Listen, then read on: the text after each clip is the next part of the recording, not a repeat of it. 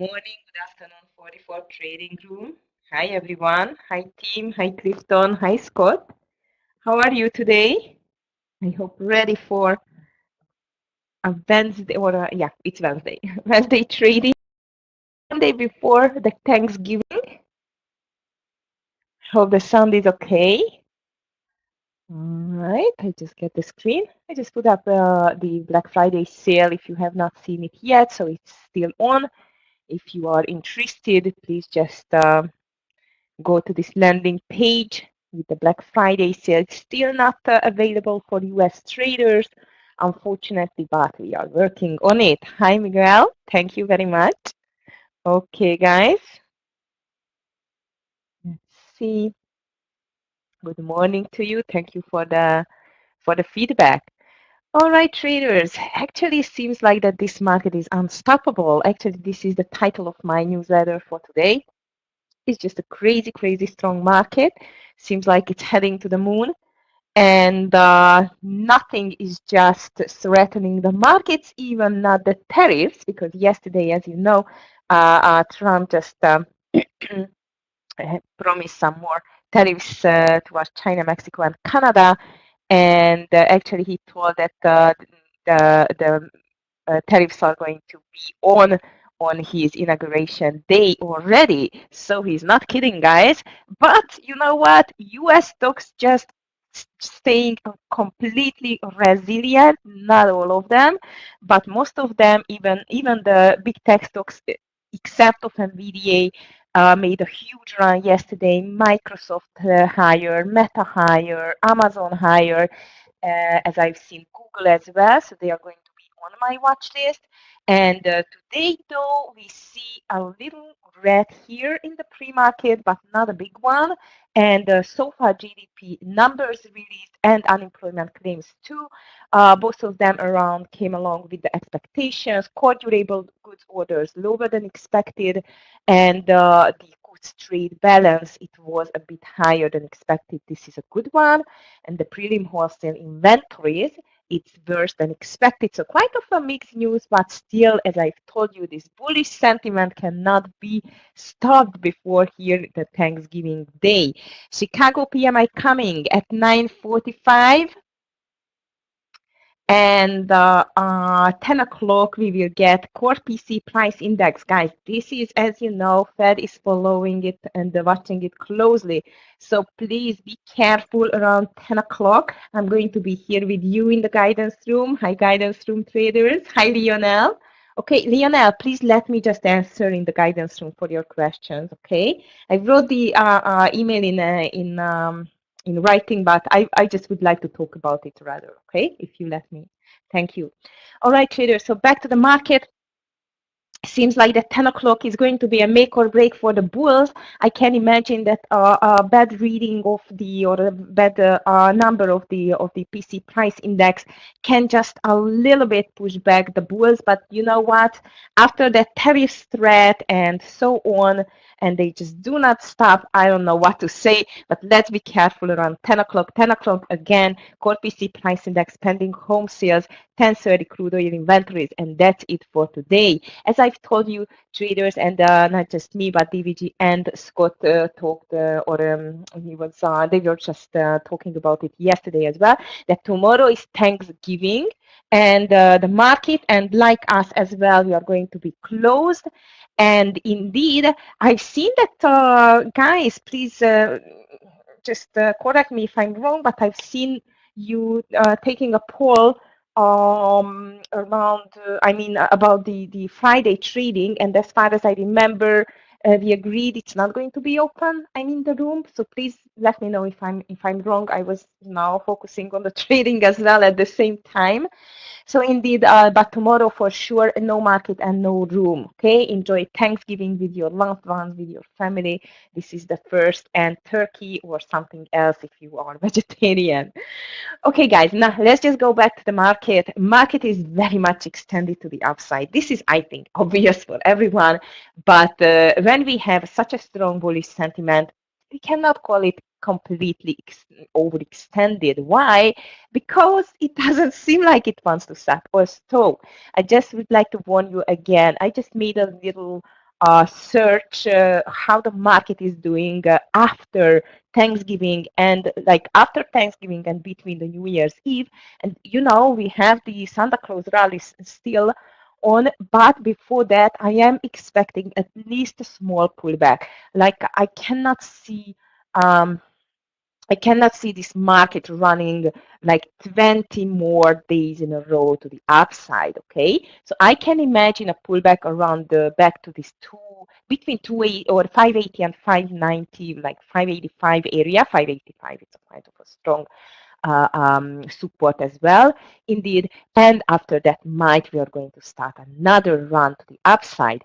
But do not forget that even with the new president, which is not completely new, but now he's going to, as you know, step in, and Biden is going to step down, and we don't know yet how he's going to be really tough with these tariffs in the first weeks. As you see, he just now promised that even on his inauguration day, he's going to levy this tariff. So actually, traders, I'm a bit afraid how the market is going to react. I feel like this is already priced in. I mean, the Trump presidency, and the consequence is not yet. So that's why I don't know what's going to happen. Of course, no one knows in January, but I feel like that a little pullback is due for after this day and maybe next week, but might I'm not right. Please just let me know your thoughts. Actually, I'm very interested. How do you see this market, whether it's going to be higher still at the end or towards the end of 2024, or we see a small pullback and then we are going to start higher. So everyone is getting really, really crazy bullish here. Even the biggest bearish bank on the Wall Street, they just called the SPY or the S&P 500, let's be precise, to push towards to the 6,500 level in 2025. This is a headline in the Market Watch, by the way. Other headlines, not too much indeed. I must tell you that everyone is ready for the Thanksgiving already. But as I've told you on the economic side, there are lots of news still coming, not just GDP numbers and unemployment claims. Europe was not quite green at all, rather red. The European markets were not doing very well indeed, especially because of the tariff threat, and it's not a new update on the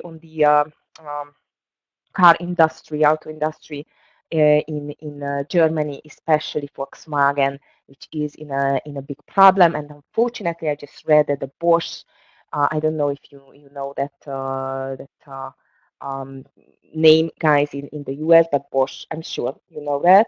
It's just doing a lots of things, like really for the kitchen, like fridges and everything like that. So it's a really big name here in Europe, and they just started layoffs as well. So this is not a good news actually at all in Europe, and Europe just made a quite of a ugly red day. Nikkei, as I've seen on the Chinese markets, Nikkei was in red. Hang Seng, it's quiet green, so we can keep an eye on PDD, BABA, and the others. Scott already put his list on. And of course, we have a lot of news on stocks. The last big names, I would say, are releasing earnings or released already before pre-market and after market close yesterday, including Dell, which is not doing very well. That's why the triple Q it's a bit weaker actually than the SPY. Dell is not doing well, but I've seen, for example, even again, NVIDIA is into the red side. I feel like, by the way, that there is a small rotation from the overpriced tech stocks to the not that overpriced or extended tech stocks like, I don't know, Microsoft or Google or the rest. So let me just check it again. Amazon is quite off on zero at the moment, Google small green, Microsoft red. Netflix a small green, but I'm going to keep an eye on the Netflix, especially for a short again. Yesterday it was not that bad, but not my favorite. Also, I took this short, guys, under 880, and I just let it ride again. PDD Chinese stocks are very strong, and I'm just looking for my NVDA. Oh yeah, still more than 1% to the downside on the NVDA. So actually it looks like, again, like a really weak start for the NVDA. Martins, good afternoon to you. Nice to see you. Tara, good morning or good afternoon, to be precise. Okay, guys, so more news in the pipeline, especially as I've told you, earnings release here and there. For example, Dell, which is going to be definitely on my short side because it's down more than 12% after it said it sees fourth quarter revenue and earnings below Wall Street expectations. So that's definitely not a good news for the Dell. And as I mentioned, you traders, I really see like Dell, it's a bit extended as well. Not even mentioning Netflix. I'm just calling it for a short for a while because I feel like it's just due for at least a profit taking which started. So I have the same opinion on the Dell, and especially after that news that Dell and Netflix are going to be on my short list for today. URBN also, it just made a nice run already. The retailer popped 12% after reporting on earnings and revenue, beat the post market. I like that stock though. Also, it's not a huge mover, but let's just give the chance to this stock on our long candidates list. MicroStrategy, Coinbase, the stocks tied the price of the Bitcoin rose as the cryptocurrency gained ground on Wednesday following its retreat toward 90,000 Tuesday. As you remember, I just made the same, let's call it, I don't like to use that word. I'm going to use analyzation on the Bitcoin, that I want to see it back to this 90K level before it goes again to this 100K. It was not only me, of course, among the technical analysts who called this on the Bitcoin, but I feel like that Bitcoin has a great chance now to march towards to this 100K again. So on the coin, I'm going to be on the long side for today. Also be careful, please. MSTR, it's not my favorite because it's very, very spready. CrowdStrike coming next, 4% lower after cautious guidance from the company. So CRWD seems like it's the outlook, it's not good, but I must tell you that the numbers were good. So might, as you can see, is just shaking off already the bad news as I see of yesterday. It's still weak. I mean, still red, but not that much red, only 0.38%. So you know what? CRWD, I'm just going to put it to the secondary list. Also, I'm not going to be surprised, especially if the market is going higher, that it's going to go to the red or the green side from the red. As you can see, it just made a huge recovery already. Hi, Chris. Good morning to you. Okay, next one. Lots of stocks. So that's a nice to see for the start of the day. Umbrella, it's here as well. AMBA, which is 21% higher. It's a semiconductor design company. A bit fourth quarter outlook on AMBA. Let's see the pre-market volume, because as far as I remember, sometimes it's not a strong volume on that stock, but now it looks very good actually.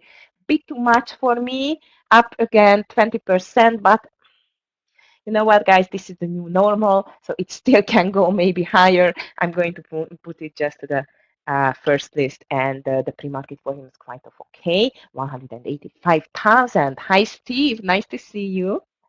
Okay, guys, if you have anything on your radar, please just let me know. NTNX coming next, by the way. NTNX at the moment is higher with 5%. Beautiful numbers in the fiscal first quarter results, which just exceeded the expectations.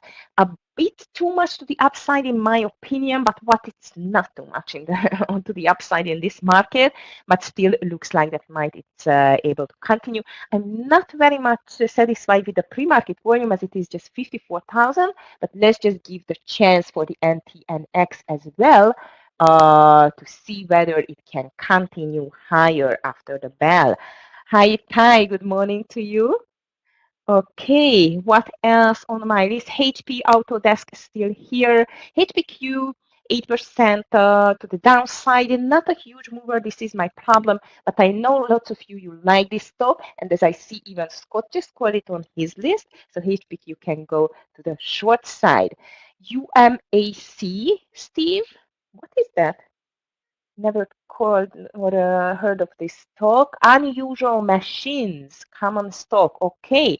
Oh wow, I like this pump and dump stocks. Definitely, it has a place on my secondary list. It's a big mover as I see, but not it's not its first day actually. Wow, look at that. This was a $1.30 stock at the end of October, and now it's a $6 stock. Wow, and looks nice. Yeah, I like it. Thank you. That's a good one. Trump's son. Oh, okay, Roger. Thank you.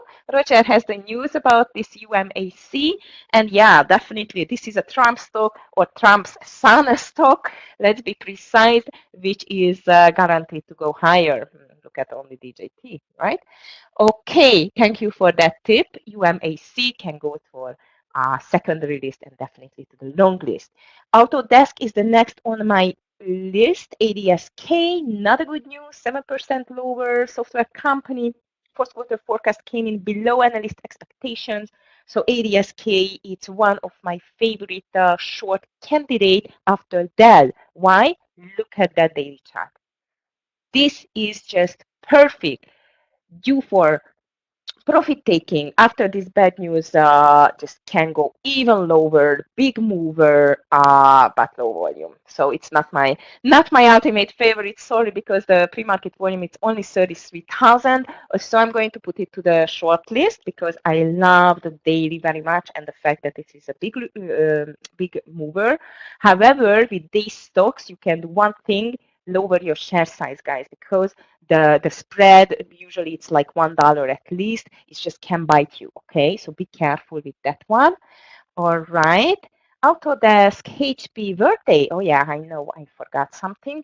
WDAY fell about 11%. Human resources software company offered a light fourth quarter forecast. Not good news for the stockholders, at least.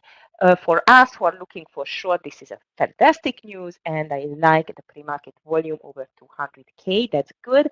Minus 12%. Perfect short candidate on the WDAY. Guys, I'm going to watch still not only the stocks, but of course the big stocks, including Microsoft, Amazon, Google, all of them, even Meta, all of them. Look at that, and Microsoft is just beautiful, but I want to see it over this 430 level first. It's just pulling back a little bit now.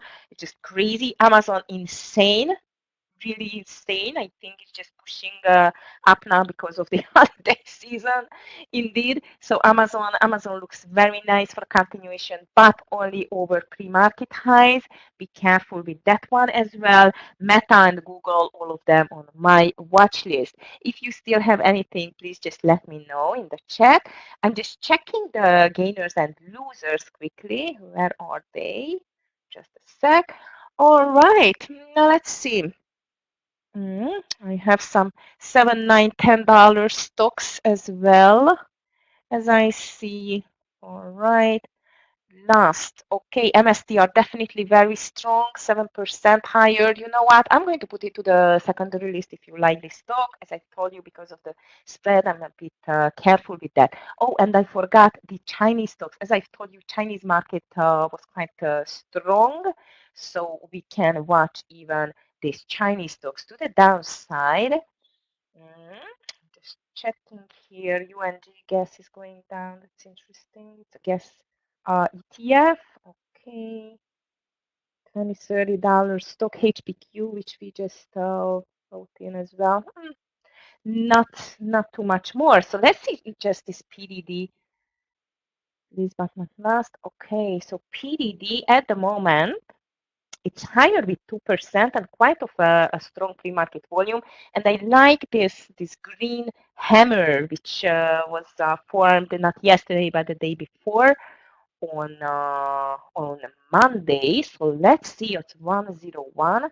Yeah, actually, I like it over the pre-market highs, guys. PDD looks like as a possible great long candidate, very extended. It needs a small pullback Let's see if it can pull back at all. As I told you, Chinese market was quite strong. Baba is the same, especially Baba I like because it just touched the 200 EMA. It's a bit under the 200 EMA, but I think if it's already over the 200 EMA, that's good. So over pre-market high, Baba can be an interesting one as well. I'm just calling PDD.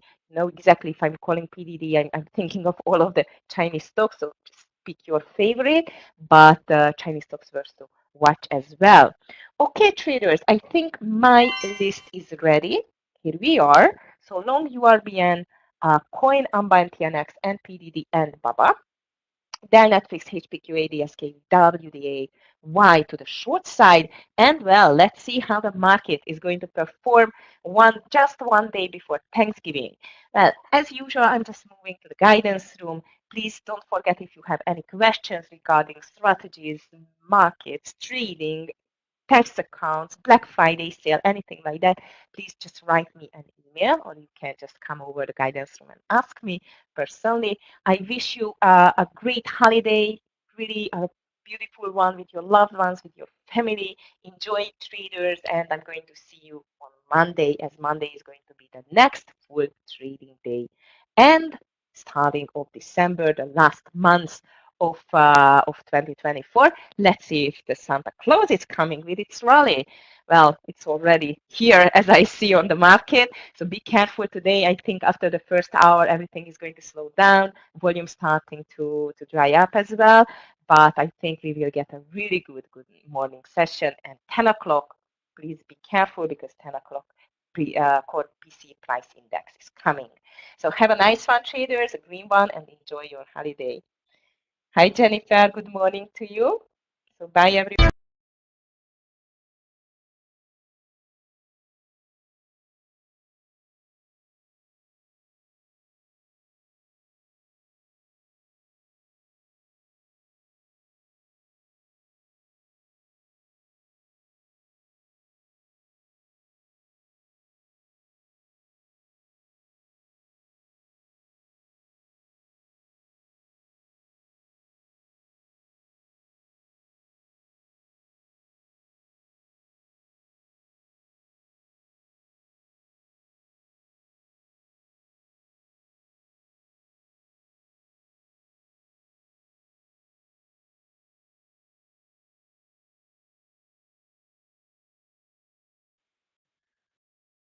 And welcome to the 44 Trading Room, and welcome to a Wednesday session, midweek hump day, day before Thanksgiving holiday. Thank you so much for Aggie for teeing us up this morning. And listen, if you want to get involved and you're not in the US of A, you can join the funded trading program that Aggie offers. Just leave Aggie an email, contact her. She's over in the other room, and you can do so and get involved and get yourself a funded account if you're not in the US of A.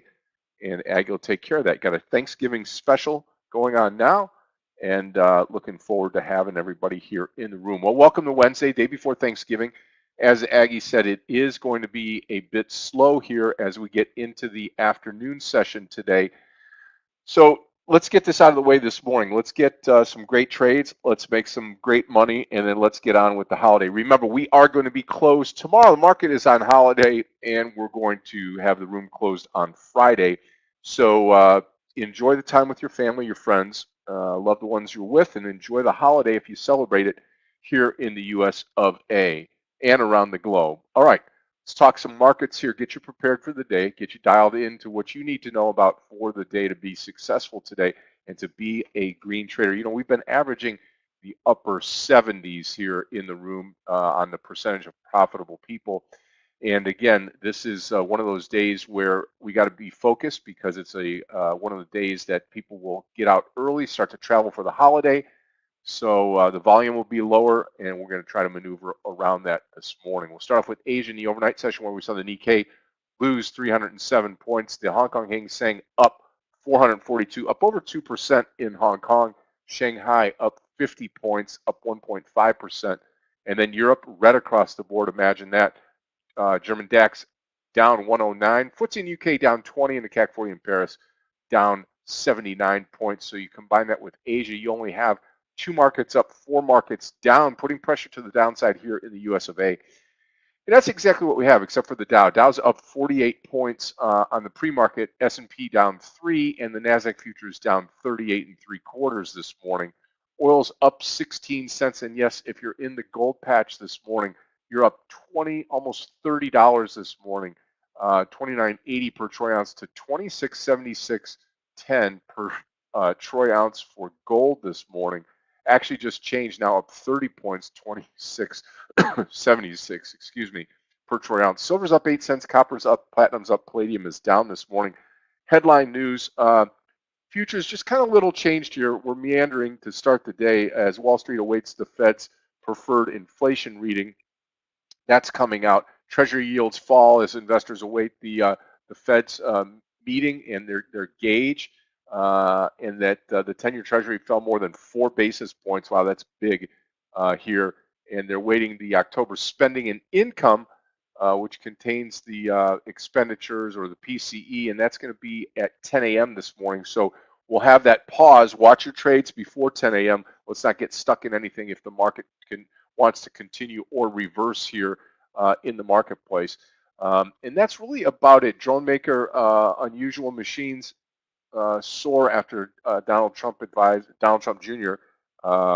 Gets on the advisory board here, and that stock is off to the races here this morning, looking at UMAC. So any type of pullback here for a long, we could really take that and make some hay with it. I'll be watching that. Thank you for Steve for pointing that out this morning in the room. Okay, let's say good morning to everybody here in the room. Good morning to everybody on YouTube this morning. We certainly appreciate you, and let's get this day underway here today. All right, let's see. Miguel, good morning to you. David, good morning. Martins, good morning to you. Chris, good morning. Steve, good morning to you. Ite, good morning. Yep. Thank you, Steve, for the UMAC call. Sal, good morning to you. Jennifer, good morning. Yep. Good morning, Tim R. Good morning, Scott V. Good morning, Victor. DVG, what do you say? Clifton is here. Aggie's here. Good morning to everybody here. And again, remember, tomorrow, market holiday, and Friday, we're going to close the room to enjoy some time with the friends and family. So that is what's happening here as we get into the day today on the trading room here at 44 Trading. Now, let's talk about some stocks here this morning. Definitely love Urban Outfitters this morning. URBN. Again, URBN this morning long, and that's going to be over the 45.50 this morning, if we can get it, 45.50. That's one, URBN. Also, coin this morning looks great over 303 on the breakout, COIN, long at 303. There you go. And then on the downside here, this ADSK, if in fact we get the volume coming in here, could be shorted under 290. This is ADSK. Going to be all predicated on volume this morning, 292 short. Okay, there's that. And then last but not least, you could either go WDAY, but I do like MSTR this morning to the upside. Could be a monster mover on a pullback here. We're going to watch this very carefully this morning. The breakout just happened here over that pre-market high. Could take it 384 is where I looked at it this morning. So we'll keep an eye on this for any type of pullback. Again, the market's not going to be in full gear this morning. And there we go. This morning, and the way that we're looking at it here, you got the futures down just a bit on the NASDAQ. Does the NASDAQ dip and then run? We'll have to see. We get started in less than a minute. DVG will be in here to give you his 2 cents on the day, and we'll start this beautiful day. Remember, 10 o'clock, we do have numbers coming out from the government. Hey, Scott, good morning. Can you hear me okay? Sound is perfect, my friend. How are you? Doing well. Well, good morning, 44 Trading Nation. Today will be, as Scott mentioned, pretty slow, I think. Directionally, I think will probably be slight chop and then a flat day, maybe even slightly down. But I'll be shorting Dell this morning, even though it appeared their earnings were going to be okay. They missed on revenue. So I'm going to watch this 125 level. And then really volatile MSTR. I don't know if you guys saw the sell-off into the close yesterday, down to $338, and we bounced back to 384. So again, some volatility in the Bitcoin names. I'm probably going to start with some put options here on the Qs, and I will short Dell here in just a moment. I'm looking to see what it does around this 125 level. Coin coming right now. Wait first couple of minutes here before we get into any trades. Yep, same here.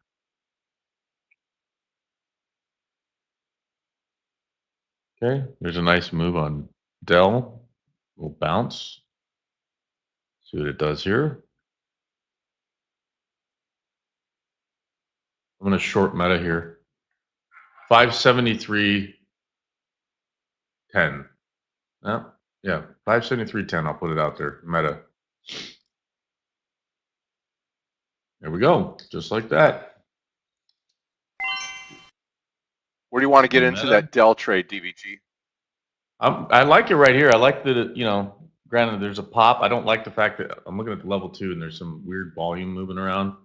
So I'm just kind of waiting to see directionally if it continues. If it moves higher, I'll just wait. Yeah, 125 is definitely the level I like. 125 traders, I'm going to short it. I just shorted Dell. I'll post it here. Sorry about the late call.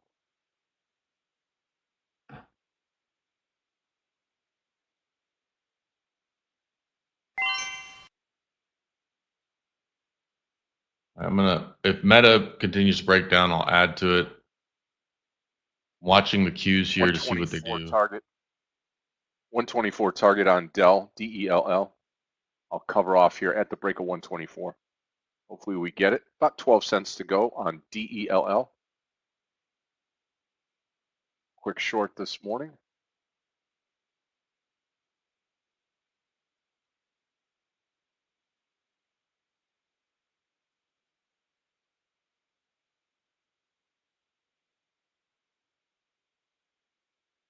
Kind of like Tesla right now too, to the downside.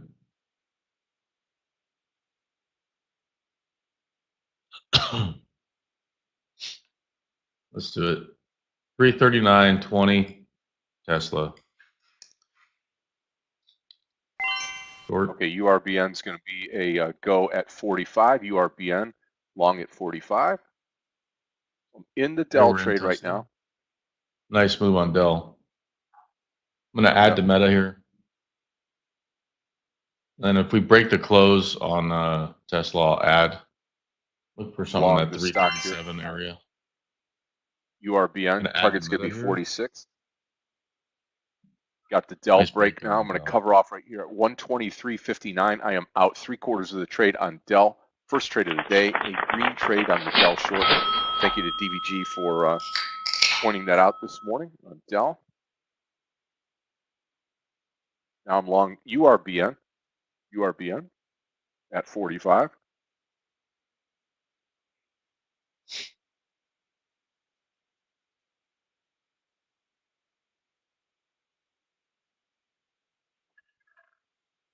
I'm going to hit Meta here, half size, under 572. Tesla getting a bounce. Not happy about that. That's okay. I'll wait. Here comes your big break on Dell now. All right, added to Meta. We now have half share size on Meta. I'd like to see a 569 area like type print before I take a partial. That could be my top trade here for the day. Let's see. About 9 points here.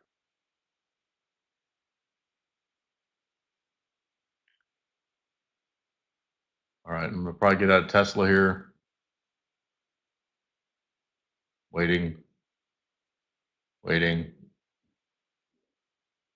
Clearly, there's people wanting in on that, so I won't fight it. I'll just see if I can get out, sooner. Here comes Meta. Nice move on Dell. I missed it. I'm glad you were able to take it though, Scott. Yep. I'm going to come out of all shares now on Dell. Be done with the trade right here. Finished with Dell. Okay, the only thing I have going right now is URBN. I'm looking for an ADSK trade. If ADSK gets above 300, I will short this stock. Being patient here on Tesla. How about WDAY? Okay, WDAY short here. Let me take a look at the spread real quick here. Oh, not bad at all. Okay, if it gets over 245, I'll come into this trade. Watch. All right, I'm going to add some puts here to the Qs. Watch Dell. Dell should break down now. 120. Here it comes. Will be drastic pretty quick. All right, we got the Qs. We got put options on the Qs right now. We still have Tesla short. I'm about to load even more into Meta here. I think we get a break under 570 here. Let's see.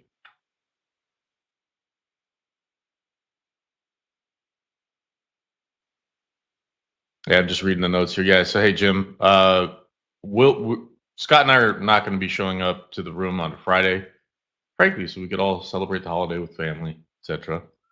But the markets will be open on Friday for half a day. Yeah, I missed the WDAY trade. I sure did, traders. Okay, Urban URBN going to be a killer trade now here. All right, y'all, I'm going to add to Tesla. We should get the break here. Okay, we're in, added more to Tesla. We got the put options here on the Qs. I think it's time we take a little dip on the Qs here. Watch the 46 level here on URBN. It just flashed the 46.08. I was not able to capitalize on that. URBN. I'm long at 45 as posted. See if I get a 337 print on Tesla. I will take a nice partial on that trade. I actually might even wait more on Tesla. Maybe I get a 335 print. We'll see. Meta's bouncing a little bit.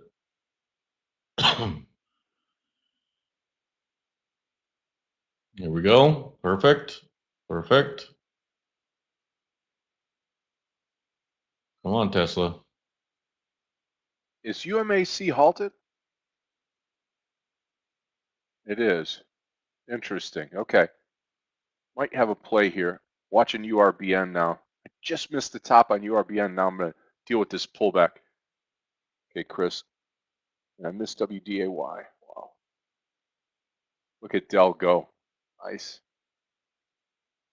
Okay, I'm going to go to full share size here on URBN over 45.50. 45.50, I'm going to be full share size here on URBN. Remember, I'm full share size right now. My first entry is 45, 45.50 full share size, target 46.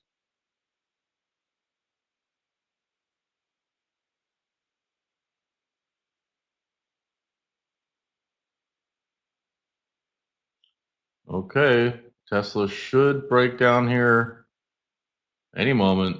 Otherwise, if it finds support, I'm going to force to trim that position. Dell, what a great breakdown there. Those of you guys that took that trade, congrats.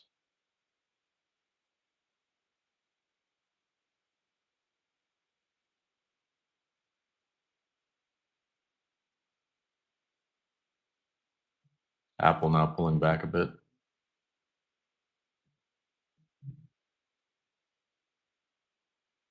No surprise, pretty slow price action this morning. Okay, come on, Urban. 46 target here. Here comes Tesla. Looking for a way to come into UMAC. Let's go over 10. 10 UMAC. If I don't have time to post it here, that's what I'm going to do. UMAC long at 10. I'll add 1050 full share size.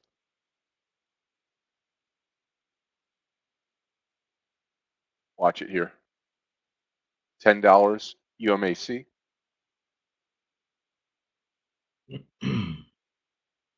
Still in URBN.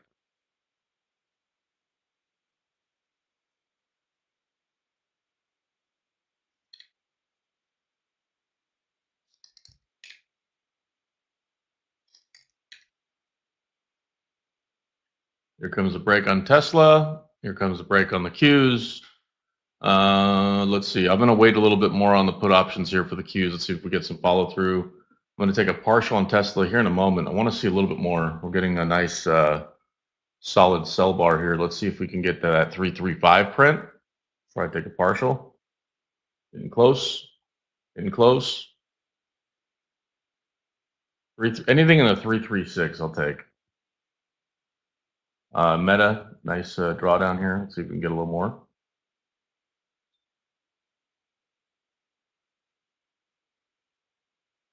There we go. There's the breakdown now on Meta. I'm going to take a partial on Meta here in a moment.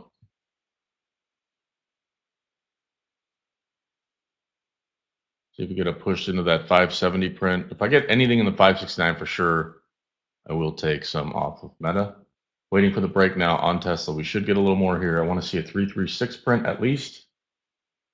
Getting ready here for a partial on Tesla. Nice job. UMAC, I'm going to come in at 950 here. Remember, we do have numbers coming out at 10 o'clock this morning, so in about 19 minutes now. And I'm going to go 950 add at 10 now, instead of 10 add at 1050. Still waiting on URBN. Nice move, Tesla. Just got out here the 336 print. So we just took a partial down here at the 336 print to avoid kind of this bounce here, right? So a nice trade on Tesla. No, I wouldn't say it's a huge one. My big trade right now is going to be Meta. So if we get that breakdown, I'm going to probably take a partial here in a moment. I like this 570 print. So took some off there on Meta. Still have decent size, but like, you know, taking a little bit trim into a partial, you know, kind of thing. Watching Oracle this morning as well. RCL, kind of slow volume, but definitely favoring the downside.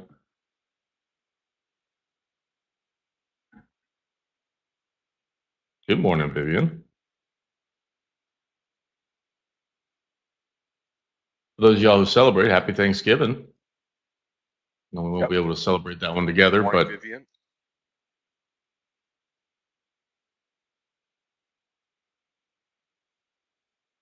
Watch the 950 now, UMAC. I am long URBN.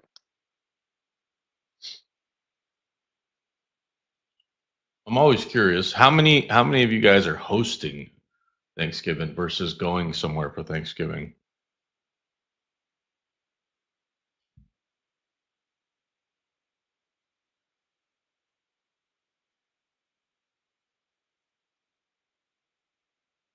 Hosting, right on, Jim. Traditional, like turkey, ham, that kind of Thanksgiving? Watch the 950 here. Right on. Brisket. Oh, I love brisket. Guys, I'm keeping an eye on NVIDIA as well. So we're watching Oracle, NVIDIA, and then seeing this bounce on Dell could be a second chance to short it. Just going to see what it does here at this like 125 print. Who wants to drive a bird? Yeah. Great for nap time, though. Oh, okay. Right on. Thanks, Tim. Right on, Chris. Yeah. And normally we do all the hosting for holiday stuff, but we've kind of moved far away from our family this year, and they're all kind of traveling right now. So it's kind of hard to get. This will be the first Thanksgiving that we're not all together in, I don't know, 10 years. So we've got a couple friends hosting us, which is going to be exciting. Full share size now on UMAC. Targets 1050 on UMAC. Big bounce here on Dell. Kind of looking interesting again for a short, but I'll wait. Yep. I'm going to wait till it gets over that 125 again. Yeah. Tesla now bouncing. No surprise. Good news. We took a partial, a big enough partial too, to not worry too much. So I'm going to let these runners dance a little bit more. Let's see what happens. Meta, nice little breakdown here. I'm going to wait, See if we get under that 570 print, and if so, I will definitely take a healthier partial. Okay, watching Dell here at this 125 number. Let's see what it does. I'd be really surprised if it started to push higher, only because, again, earnings weren't that great, and unless, let me see if there's some kind of news. I don't think so. Barclays just gave it an equal weight rating, so it's kind of a neutral rating 7 minutes ago.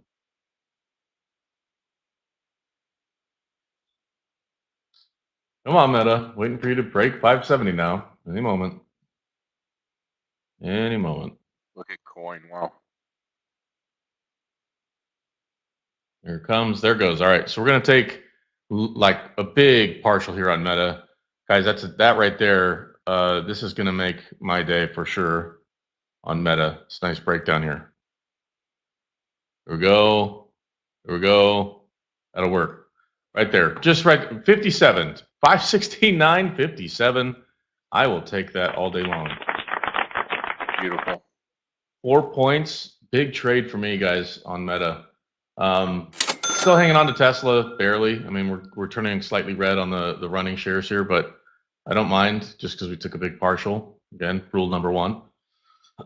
My Qs are just kind of, or my put options on the Qs are just kind of, yeah, not really doing much.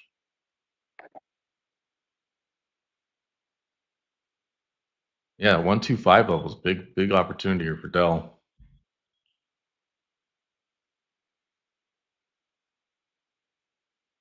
Okay, still waiting on UMAC. URBN is pulled back down now.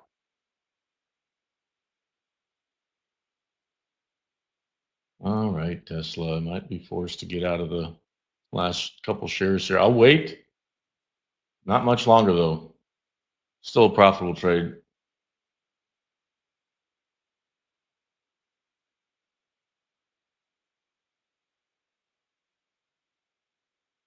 All right, let's see the Qs.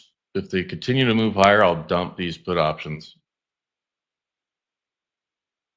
Don't feel like arm wrestling markets on a slow volume day. But again, kind of like Oracle or RCL.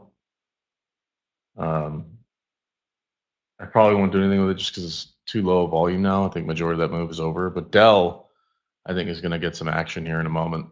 So I'll keep an eye on that. We're still in the Tesla trade, guys. It's kind of a wonky stock today.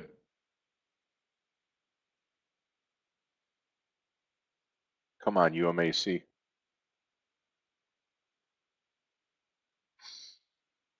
Let's see, this is at 125.72. I'm watching SOS. It is halted as well.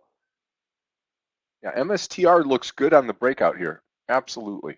It's that high candle right here. You can go a little bit before that, 389.80, somewhere around in that, Mimi.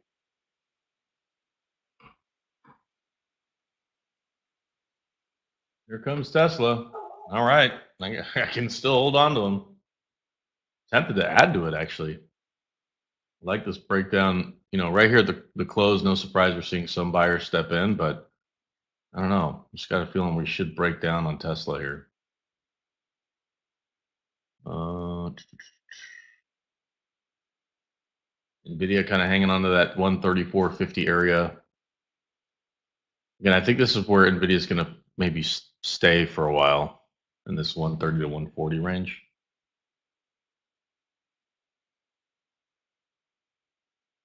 I think it stays above 150 will be limited short term.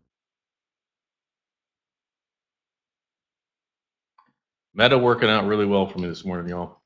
Perfect trade. I could just hang on to it. Now it's printing even more for me. So those are wonderful, wonderful trades when you get to pay yourself and then keep continuing, you know? Let's keep looking. What is HPQ and Workday? HPQ. Won't trade that. Workday.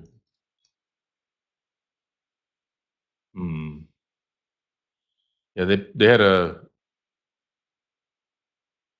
decent report from a numbers perspective. Looking at their guidance. Okay, traders, this is where we're going to be coming out of the UMAC trade. This is going to be a really super trade here on UMAC. This thing is now halted to the upside. Hopefully we get this pop. SOS just opened up here. This stock all over the place. Closed yesterday at $7, now it's $15. Just waiting on UMAC. Then we're going to pull out of this. As soon as it opens here to the upside, we're going to be out of this trade. Nothing you could do right now.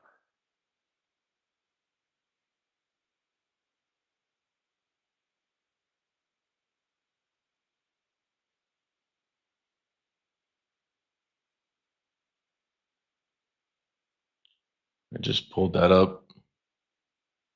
Unusual Machines Inc. Hmm.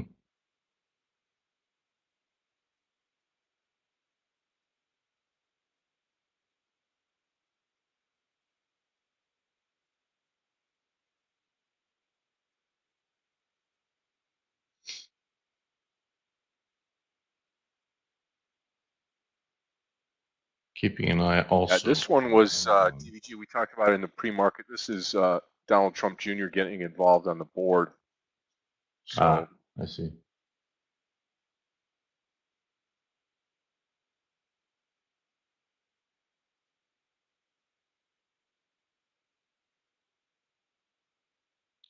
Here comes the break on the cues, y'all. Be careful.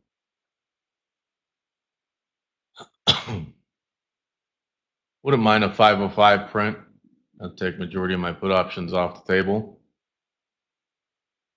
Not looking to be greedy today, but I'll tell you what, Nvidia's rolling over, Apple's barely hanging on, Meta's aiming lower, Tesla now breaking lower. I think I'm going to add to Tesla actually. I'm going to do it right here. Small ad, not a huge ad, but we're going to see some continuation there. Yep, right on, Mark. Donald Trump Jr. joined its advisory board.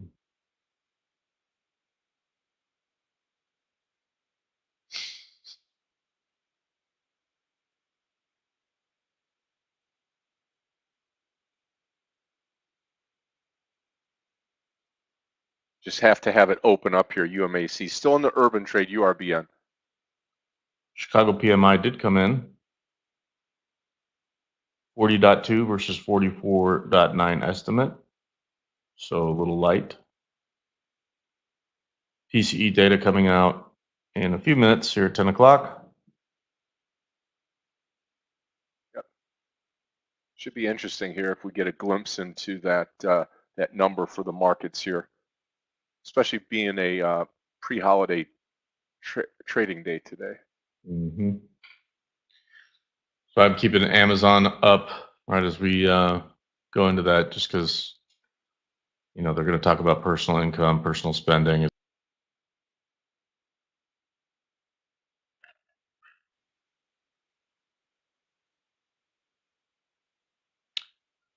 Meta keeps going. I'm going to take a little bit more off of Meta here just a moment because I like this 568 print.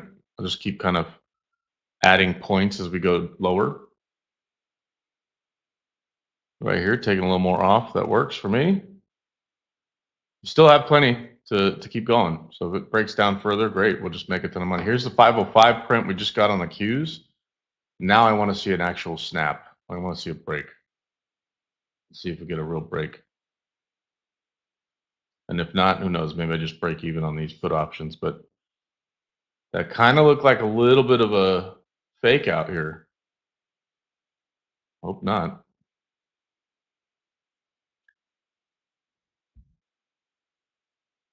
Here comes Tesla.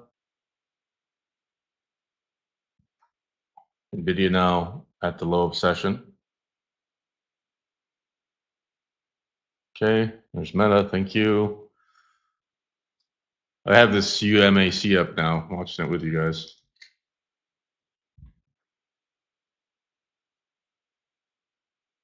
I don't know if I want to trade that though. Are you in that, Scott? UMAC? Yeah, just in the MAC trade, and I'm just coming out of the trade right here at the 1050. I'm going to give it a couple more pennies here. It is shooting to the upside here. I've got 10 cents to go. Right there, I'm out 64 cents right there. 1064, big huge trade for myself here on UMAC. Now taking the rest off at 1145. Big trade. I went full share size on the trade, a little bit even more than that. Remember, we came into it at the 950, added at 10, and away we go right now. So out all shares UMAC, and I'm thankful because it just got halted again. Click, click, Nice. boom. Yep. That's it. All right. Yep. Now the only Oh, I'm thing getting I've the got breakdown is on Tesla now, which is good. RPM. And still waiting on the cues. We tapped that 505 print for a second there. I really want to see an actual break. And if we don't get it, markets are likely going to, maybe bottom out here, but we'll see. We should technically get some follow through. SPY's trying to hang on to this 600 print. So I definitely think if we're going to bounce, this is probably the area, and then we'll probably chop around for the rest of the day. But I'm not too upset about it. Meta, phenomenal trade. Tesla, we took our partial, held on. Now we added as we started to move lower here. So now kind of looking to see if we take out, session lows if possible. Yep. I'm thankful right now. I've got a good day, very good day started here with 3 winning trades in a row. I got to get Urban off its butt, URBN, and then I should be good.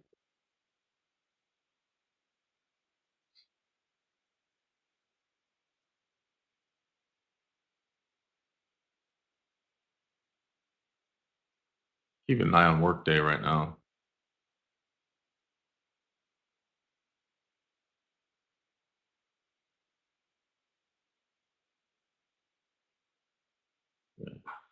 All right, getting ready for the news here in 4 minutes. I have Amazon up and Apple. I think those are two top contenders. We saw them perform nicely yesterday, as we come into the holiday spirit for shopping, etc. So those will be the two names I watch here as that news gets released.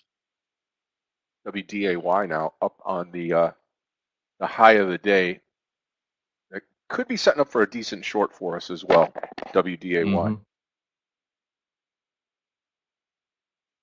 I wouldn't be surprised to see it push 260 today and then start to fall apart. So for those of you who are long that position, maybe give it a few more points to the upside.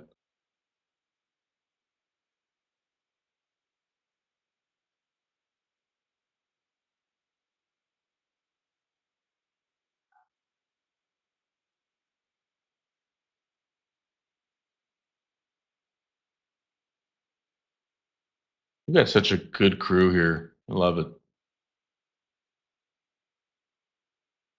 I'm thankful for that this year for sure.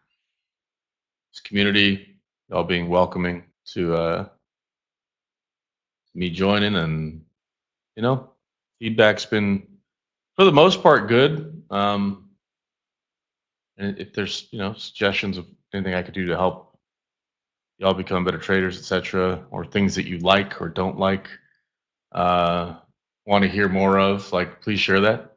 I want to basically make this community y'all love to join and learn from and grow from. Obviously, Scott and I, that's our focus.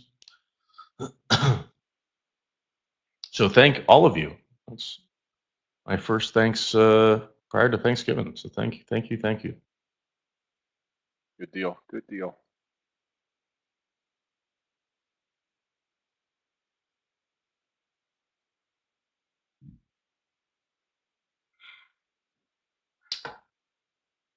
All right. Not giving up on Tesla just yet, but again, that one could get violent if this 10 o'clock news is good. So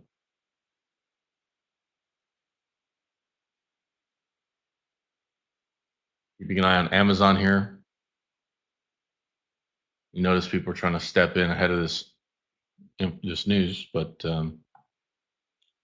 let's see if it's actually a valid move.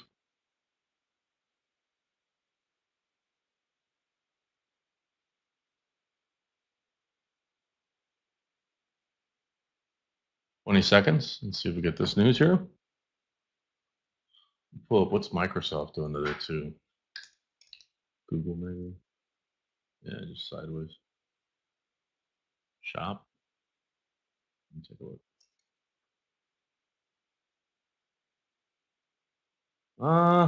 Well, it's kind of tricky. I'd say it's right around this 50-50 area at this 112.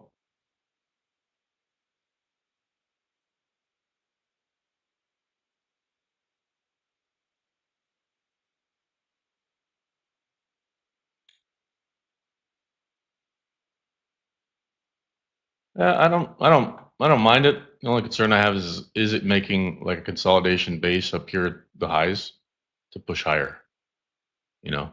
So really, let's say kind of sloppy, bull flag-ish type formation there. Okay, So I'd numbers wait should for be some coming out right confirmation. now. Rick. Let's watch, see if it matters at all to the market. I'll put the triple Qs right here. Imagine that UMAC got stopped again.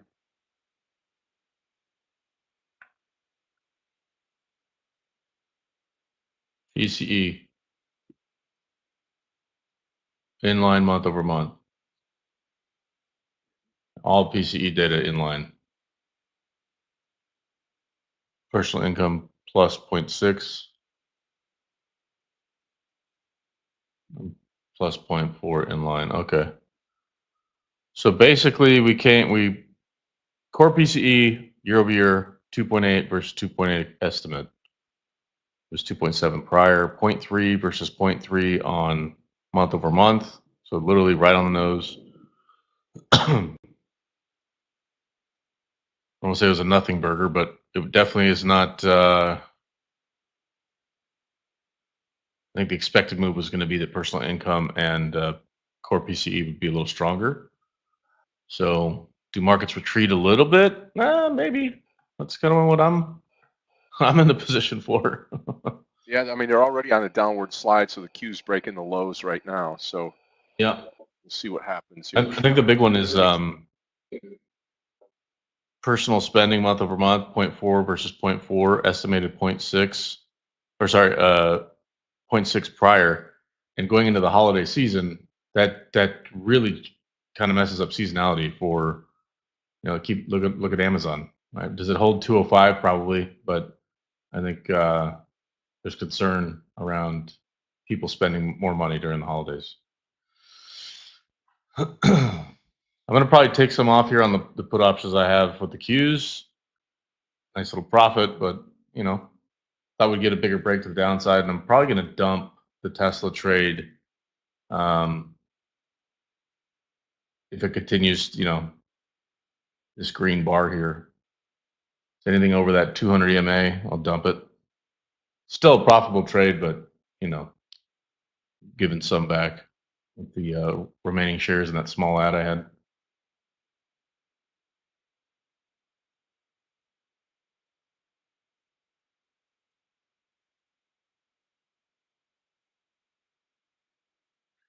Shop now looking good for a short, Rick, by the way. Kept that up there. This is right there at the VWAP, right there at the close of that 112 print, right?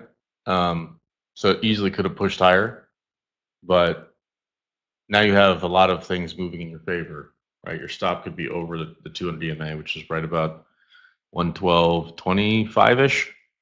Moves above that. But you're below VWAP, the 22, the 55, and the 200, and the close. So favorable to the downside. Watching workday here. What does it do at this VWAP?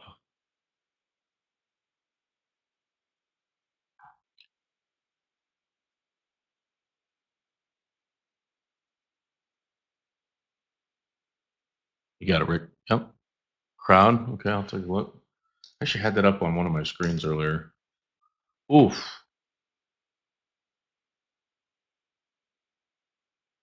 Decent report.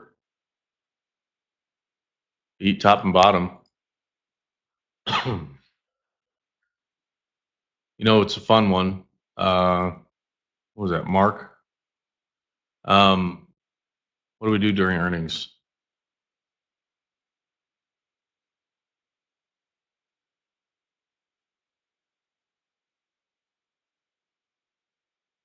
I know, is Vikas here today?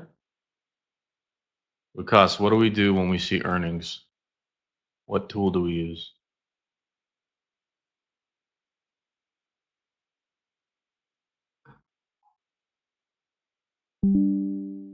You got it, sir. 10 points for you, my friends. Anchored VWAP.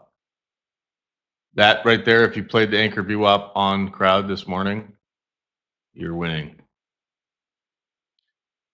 We're around a 352 break under the Anchored VWAP. Obviously, it broke the VWAP way before that, and the 200 way before that, around 353 to 355 area.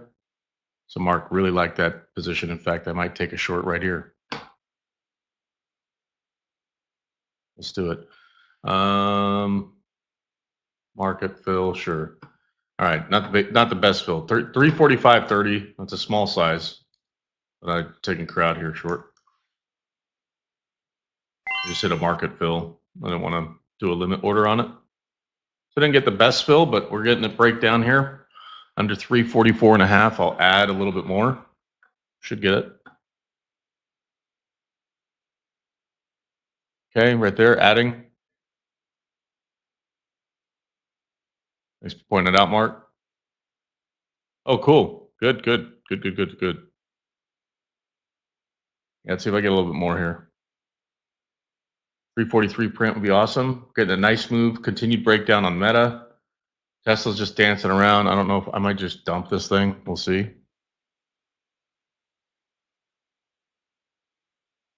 Okay, traders, again, URBN, the only thing I'm in right now, and I'm looking to kind of come into the UMAC one more time here, see if it breaks down towards 9.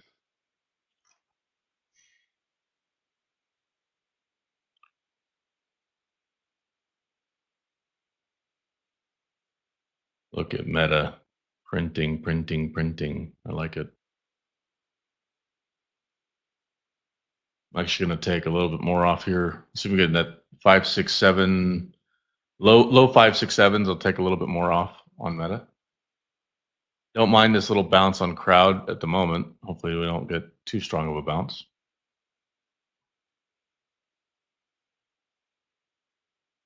I do like Workday as well. Yeah, Just seeing I what was it's doing watching here that earlier as well. I mean, we should have taken it at the 245 break, but Yeah. it's coming down nicely now. I think anywhere right here would be great. A little bit more on UMAC. And again, target on urban URBN is going to be towards 46. Okay, this time Tesla should break down. Should. It's been dancing around this close all morning. So let's see if we get an actual break. We'll probably trim up if we see, anywhere in that 337, 336 print, just because I don't want to have any more risk on that thing. Like, let it just bounce around, Let's see if we can nail this crowd trade. Be awesome. Total game of patience this morning, y'all. Again, not surprising. We knew volume is going to be pretty light today, but it's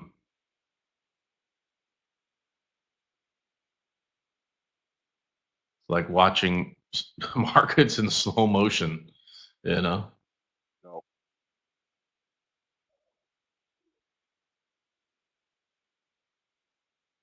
by the way, Mark, thanks for calling out crowd. Big reason I even decided to join that trade right when when I jumped in.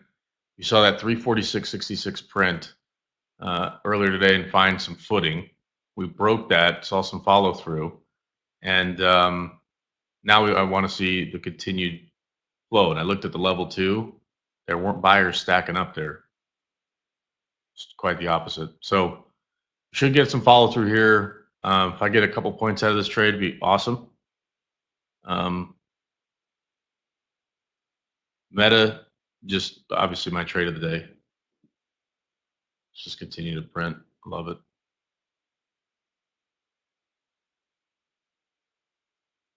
Right on, Mark. Good trade. Was that 3 points for you? Very nice. Wish you would have told us at $350 when you were getting in Right. there. No kidding. No kidding. Let's go. All right, Urban. Could be the final trade of my day. Listen, I've had 3 great trades in a row here. This will be number 4 here on Urban. Nice full share size trade on UMAC. Let's go UMAC at 10 traders right now. Small share size to start UMAC. Getting ready to take some off of Tesla here. I'll wait. Let's see if we get some follow through here. And getting ready to take some off on my put options here in the Qs. I want to see the bottom get taken out and then see how far we drop. So as long as that candle stays red, I will hang in there.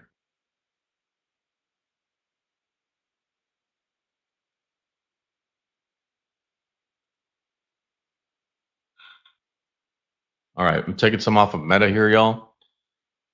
Perfect timing. Got my 5, 6, 7 print. That works for me. Now it's on autopilot. I'll let it kind of do its thing. And then Tesla, I mean,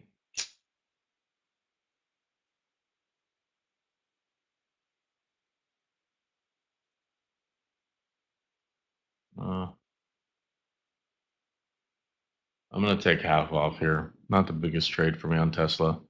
I just don't want the risk if it starts bouncing. So there's that. We still have crowd short, and we do have our put options on the Qs. So if the Qs continue to break down, great. Let's look around for our next trade. Apple now moving higher. Interesting.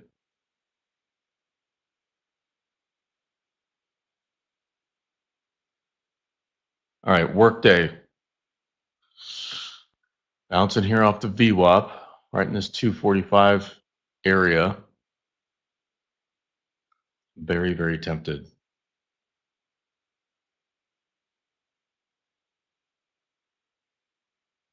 So we're autopilot on Meta. We're autopilot on Tesla now.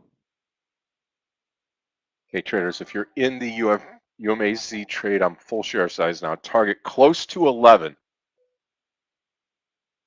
Let's go. Here comes Let's go. CrowdStrike. One more time. Yeah, I've been watching NVIDIA as well, Mark. Sure. I won't hit it at the low of day. I know 132 is a big level for NVIDIA, so I'll see what happens in that area. We're finally getting the follow through on Tesla, though, so that's good. CrowdStrike now finally moving. Let's see if we get a nice break into that 343 to 342 print. It should be a big drop. I'm looking at the level 2 right now, and they're trying to open that spread a little bit there. I have a feeling someone's going to try to pick it up at that 343 area. So here come the Qs. Here comes Tesla.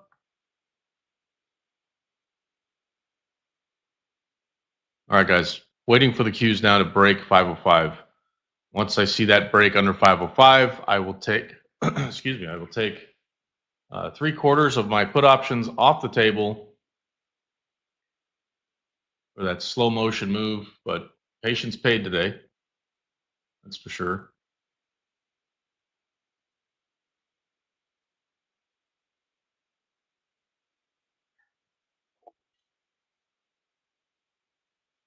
Now we're going to do it again now. Watch Urban Outfitters URBN as it approaches that 46. Slow but sure on URBN.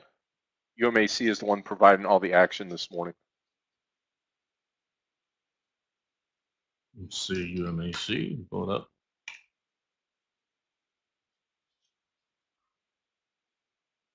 Oh, thank you, Tesla. Thank you, thank you. Thanksgiving Day gift for you. Right?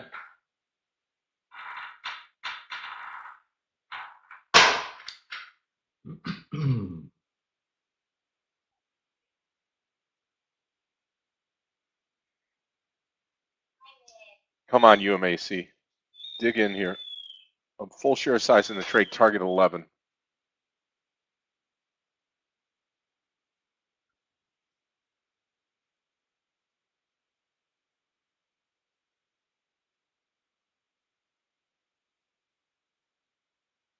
Get ready to take some more off of Tesla here. Yeah, as long as the Q and the SPY is a red candle, I'm gonna, be a little bit more patient. But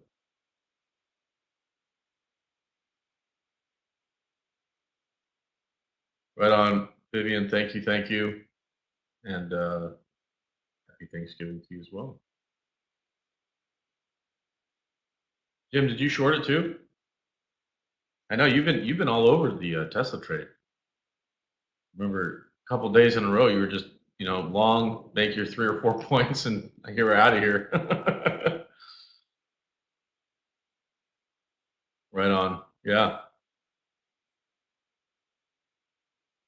loving this breakdown. Perfect. 335 print, that works for me. I'm going to take a little bit more off Tesla. Now it is officially on autopilot. Let it break. CrowdStrike at this 343 print. Getting ready to get myself paid here in just a moment. We're seeing a nice little breakdown in the Qs. I'm going to take 3/4 off of my put options on the Qs right here. So we'll still have a couple to run, But crowd, here comes the break into 343. I'll wait. I want to see a little more. There we go. Perfect. There we go. And right there. Perfect. Just got out 3/4 of the trade. Look at that crowd. Mark, thank you, sir. And with that, I'm going to come out of the urban trade. We're close enough. Hand grenade, right? URBN right here. And that's going to be that right there at the 45.82.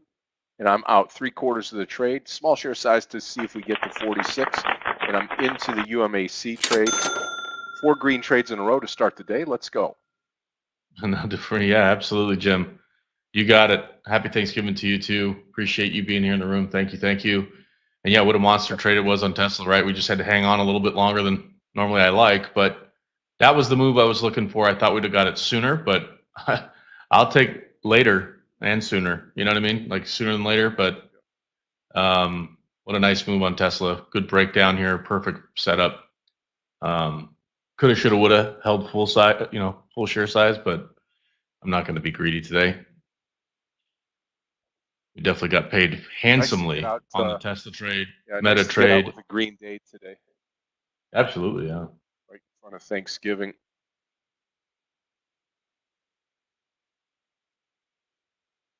Meta, Tesla, the Qs, and now Crowd, all winning trades today. I love it when that happens.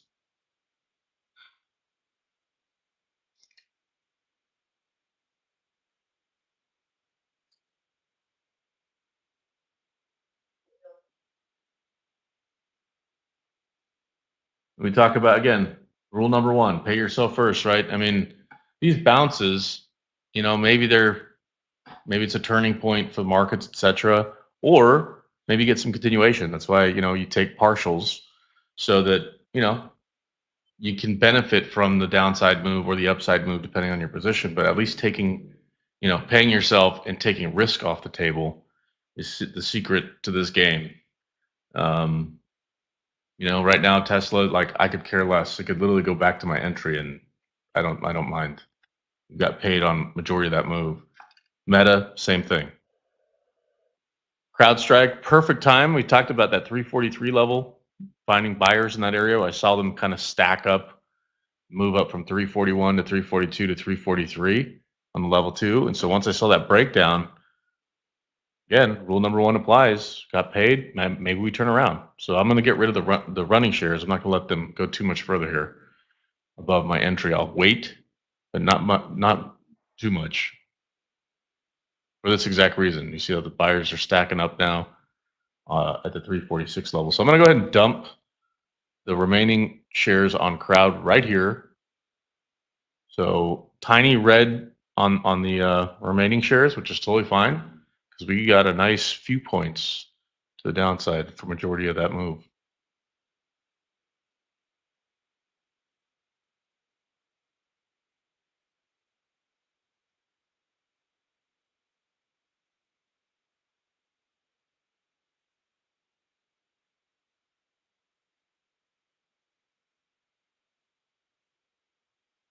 Jim, yeah, Linda says stress low, yeah. Vikas, you're looking at SMCI. I'm going to pull that up here in a second. The power of the community. Mark called out CrowdStrike. We took that short right there and made a few points. So thanks. Shout out to you, Mark, for pointing that trade out. Nice quick scalp. Let's see, SMCI under 36. I actually kind of like it maybe to the upside here. I won't take it just because I get concerned with stocks like that when they're having troubles with reporting. Yeah, okay, great, they got an extension or whatever, but you get caught on the wrong side of a stock that moves like that. I mean, it could be trouble pretty quick.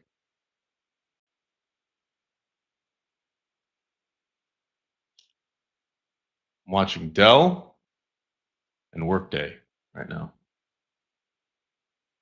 Also have Amazon and Nvidia up.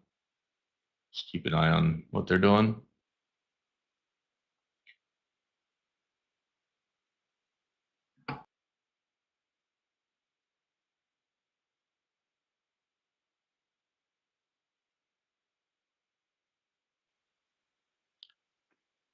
Okay, traders, I am out all shares of URBN. Out all shares of URBN. The only thing I have right now is the UMAC trade.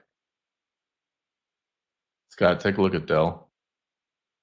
Yeah. Right here at the VWAP. Here's the Dell trade right here. We'll put it right there. I missed out on that. I should have just taken it blindly.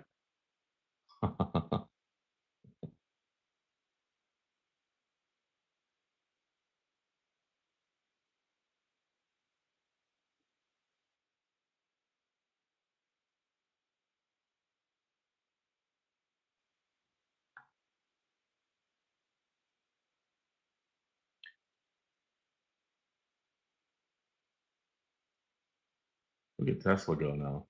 All right.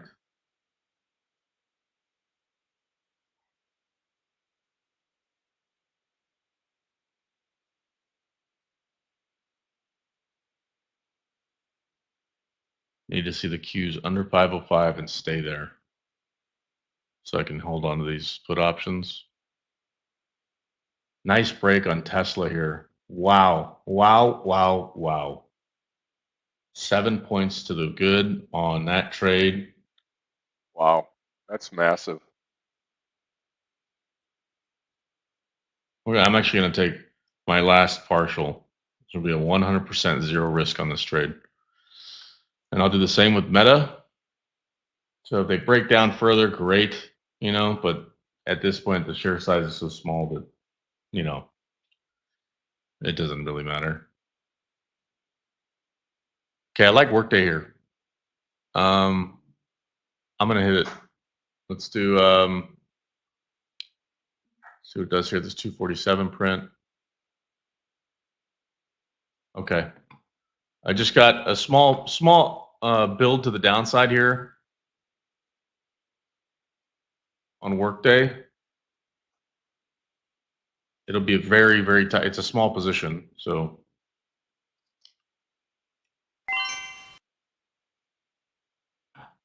did a market fill on that one. So that's where we ended up. 246.77. And if we break 245, I will add. Now, if it moves anything with a 248 print, I'll get out. This is Okay, traders, kind of like huge trade for me now on UMAC now up at that 1140. Another full share size trade. This is a monster morning for myself here right in front of the holiday. Really the way to do it here. All trades green. That's number 5 on UMAC. And truthfully, probably will not take another trade today. I don't see the reason why. Why stink up the record and why try to give money back, right? Man. Yeah. Really, really super here now. All right. Well, I will say I'm going to probably add to Workday here under 245. Target is, right around this like 243 area.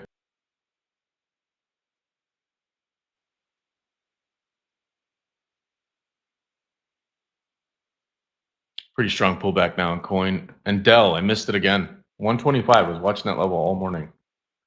125, 125, 125. It got there and it started to fall. Missed it again. Oh well.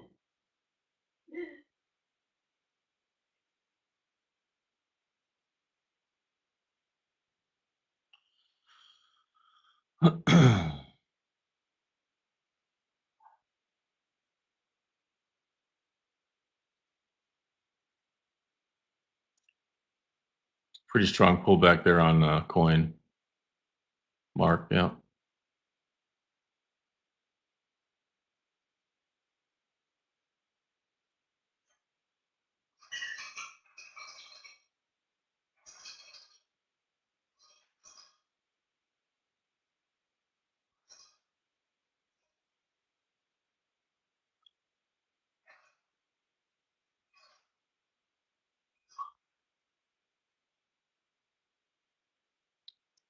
Because did you take your the SMCI trade? What is SMCI doing today? Hardly, I bet hardly anything, eh? Yeah, it's rolling over a bit. But again, it's a volatile stock in the sense that, you see a pop go from, what was the low on the day? About 34 and a half. So 34 and a half pops to 37 and is now selling off back to 35 bucks. I'm going to get out of work day. First losing trade, only losing trade of the day, but it was a small share size anyway. So I'm not too disappointed there.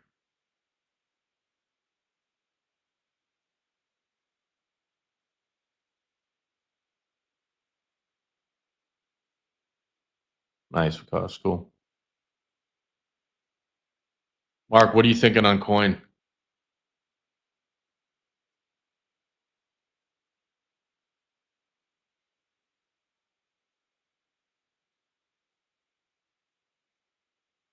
You're thinking to go long?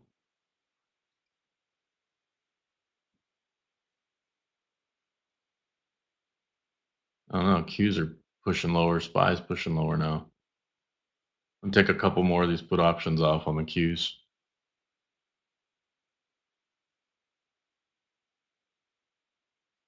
Same kind of thing. You're thinking long 2 or 3? Okay.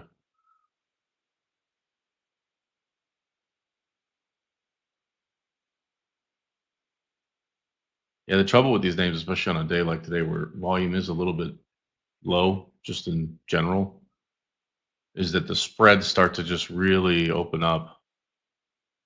Like look at MSCR now. It went from 12 cents, 30 cents, 60 cents, $1.09 in a spread, just in like half a second. So totally agree with you, right? I mean, it could be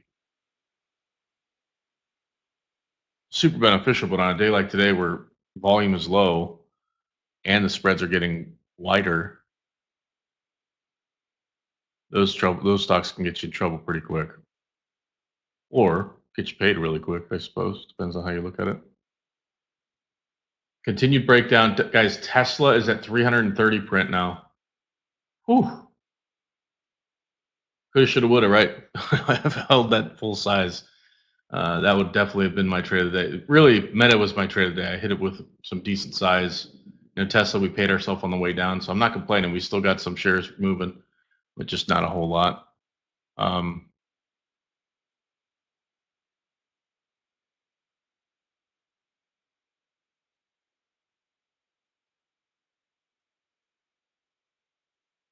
Right on, Mark. Yeah.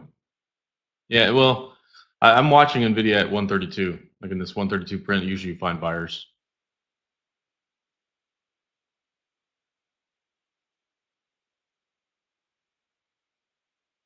Yep. Out all shares Urban, out all shares UMAC. I'm absolutely flat right now. I might do the same thing, Scott. I mean, I like what's happening in the Tesla trade right now, but like Meta, I think I might just shut that one down. We saw those puts. There goes MSTR, Mark. Right as we were talking about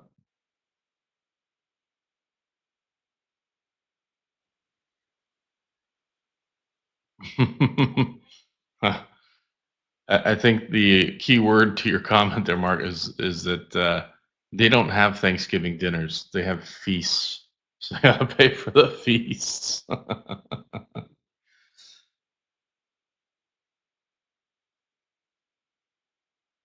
Look at Tesla now, about to print 329. 10 points. Woohoo! Look at that. All right.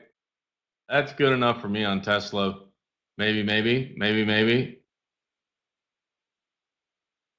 Yeah. All right. I'm all out of Tesla. What a monster move. You know, if I miss out on a couple more points to downside, fine. But I think I'm done with the Tesla trade. Probably going to pull the rest out of Meta here in a moment as well. Just kind of winding down here a little bit.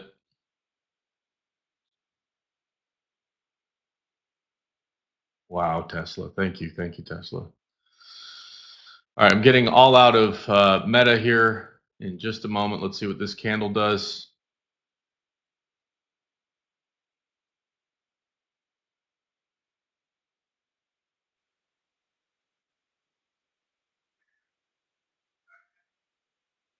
Wow, Tesla. Wow. Still Amazing, keeping an eye on Dell.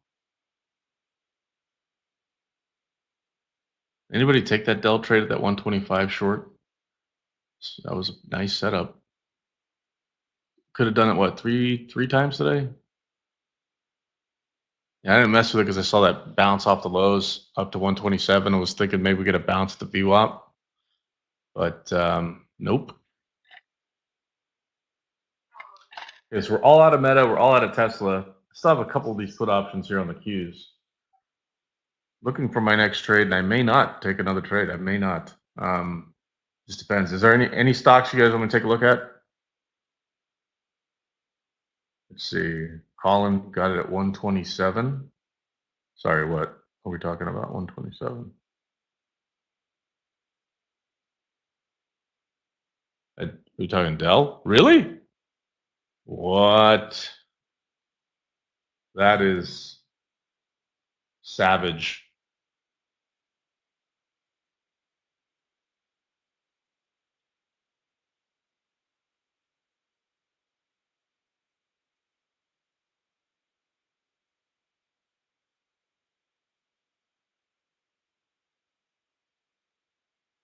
Wow, Tesla. Poor Mark.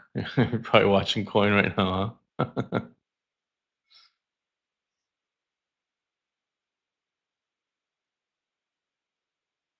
SMCI, nice breakdown there, yep.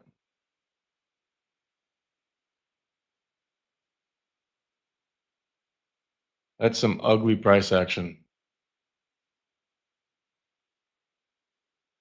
on SMCI.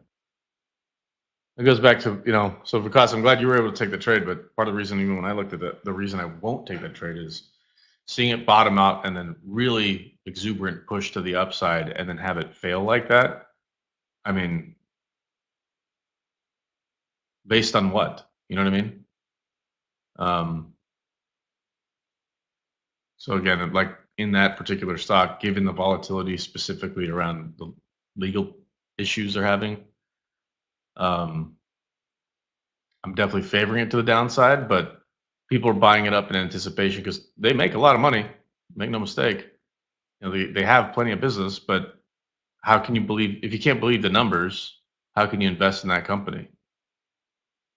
You know what I mean? Now, granted, they brought in one of the best in the biz when it comes to accounting. So is it, hey, them saying mea culpa, right? My fault. We didn't know what we were doing on the accounting side, right? So it'd be kind of interesting to see what they come up with. I don't say is it. It was.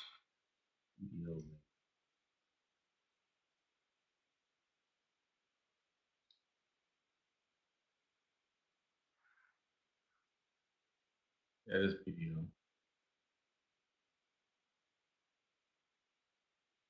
To do their independent auditing. Now, if you see BDO step away from SMCI, you can count on that stock basically going out of business. The whole company will be out of business. Which is why I think people are buying it in anticipation that, hey, the news is good and they actually are making money. Well, let's get ahead of it, right? What a bounce on MSTR and coin, Mark. Good call out. So volatile. Love it.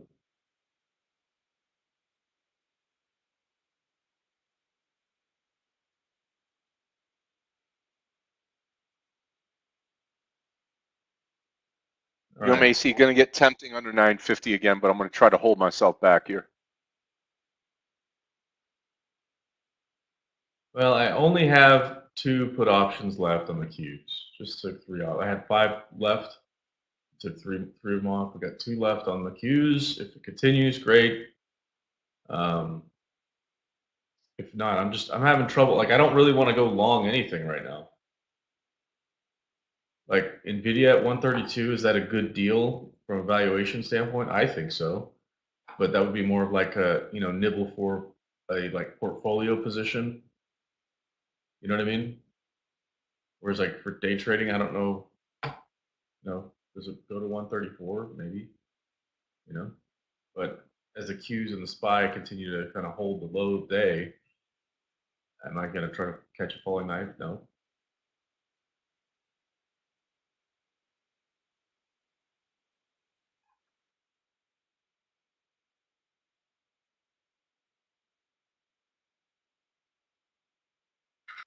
Okay, new session low on the Qs. Tesla just completely falling out of bed now. I don't know. Looks right good right here at 10 UMAC. Keep looking around here.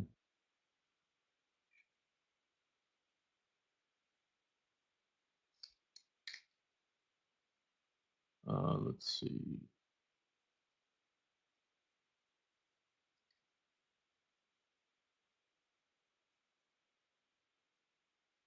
I was talking about Oracle earlier today, and it's now at session lows as well. That's fine. Didn't take that one. Google looking okay.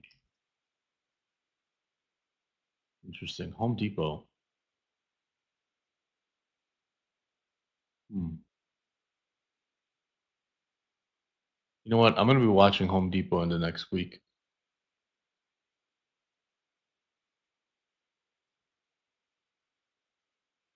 All-time highs at 439.37. Home Depot could be interesting after the news we had today. Surprised to actually see it still, kind of holding on to the close, more or less flat. I have a feeling that might get hurt in the next week or so. Guys, big move down, a breakdown on the Qs.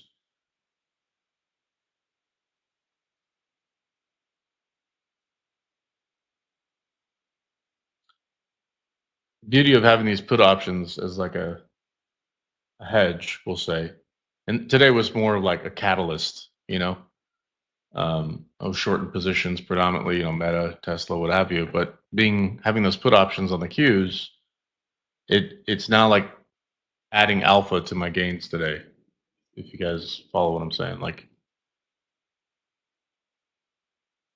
sometimes I'll use it to like, hey, maybe I'm looking to go long.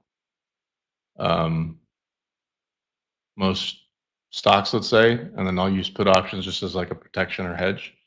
But today it just kind of added additional alpha to the trade, so worked out really well.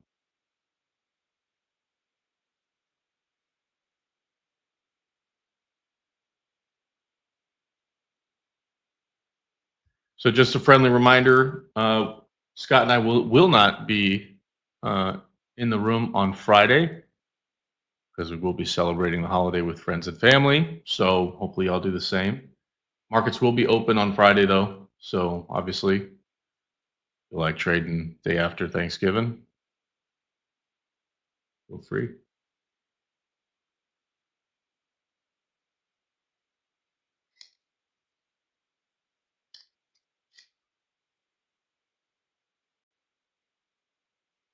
Yeah, thanks, Clifton.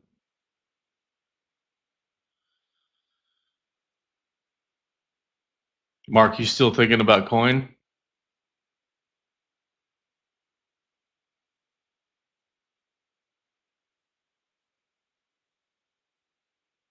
I actually like it to the downside now, but I won't take it.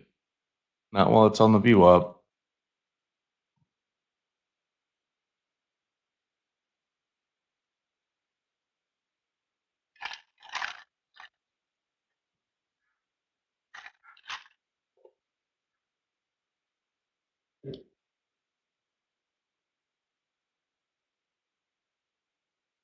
Rick, okay, let me take a look. Did you nail? Oh, nice. Yeah, very cool. We were walking through that one, that 112 level spike above, watching that breakdown. The good news is VWAP 200, 55, 12, 22, all is all below that. So, stacking the odds in your favor to the downside there. Did you take it, Rick? Very nice. Anybody else? Kind of cool. I wasn't able to take that trade, but good call out, Rick. Good execution. I like it.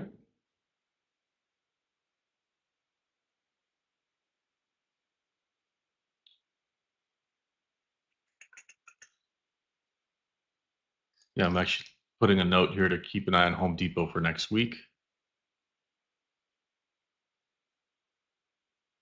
And maybe it pops to 432 or something like that. Start building a position to the downside there.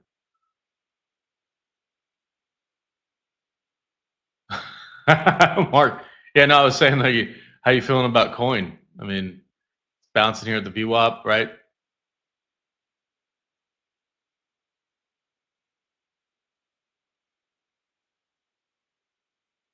Yeah, I think I'm going to be done right here, traders.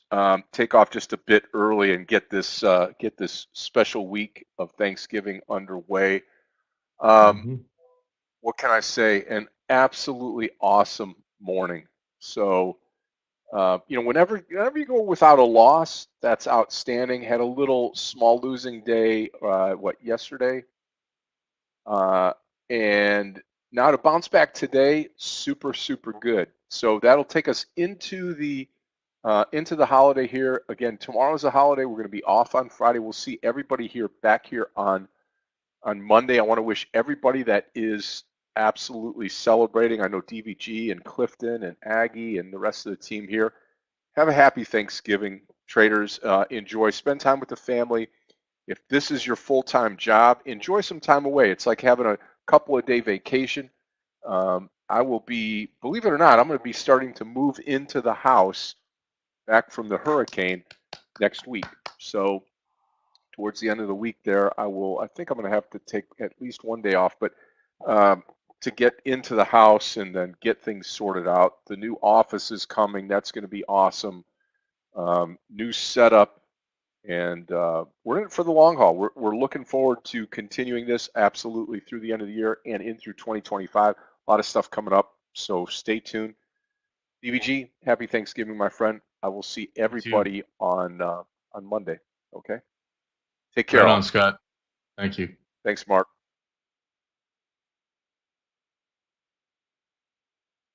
What a cool crew we got. Yeah, I mean we're putting out some pretty ambitious goals into 2025. We're looking to grow the room to about 350 members of our community. So if you can help us with that push, I'm working with Scott to see if we can do like some kind of referral type program or something to help grow the community as well. But it's all possible, basically because of y'all. We appreciate you guys being here, and seems like we're providing value for the team. We continue to see folks day in, day out. We love that. I mean, it's amazing. But like I said, for me personally, um, I like constructive feedback. We'll say so. If there's stuff you want to see more of, stuff you want to see less of, seriously, send me an email. Let me know what your thoughts. I'm gonna post my email here.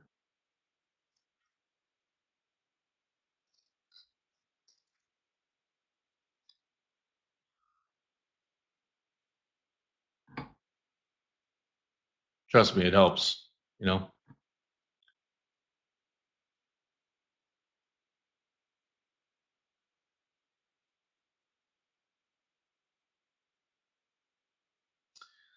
Naraja, not not this year. Maybe next year. Like I said, we're trying to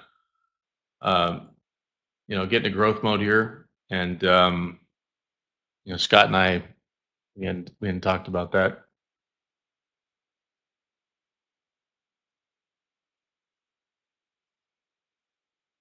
Rick, you talking about shop? Well, you have a session low and a bounce, right? So this bounce, I forget where your entry was, but um, that big volume bar right there at that session low, that to me looked like people are stepping in. Um, Basically, shorts were covering, right, because it broke the low of the session, and then some volume came in there, likely to just prop it up. If it were me, I'd be waiting for another attempt at that low. So I'm not sure how big your partial was, but definitely protect any upside momentum that might come from that bounce. So it's a pretty big volume bar compared to the rest of the day, right? So definitely trade cautiously on that one. Let's see. I can't watch coin anymore. I know I've got MSTR in coin. They're just, I mean, not even. It's not so much that they're spreading now. They're just, it's ugly. It's like literally FOMO trading at its finest. You see people selling and then buying and then selling and then, I mean, it's no real rhyme or reason or clean pattern there. Let's see. Miguel, 2 subs. Why?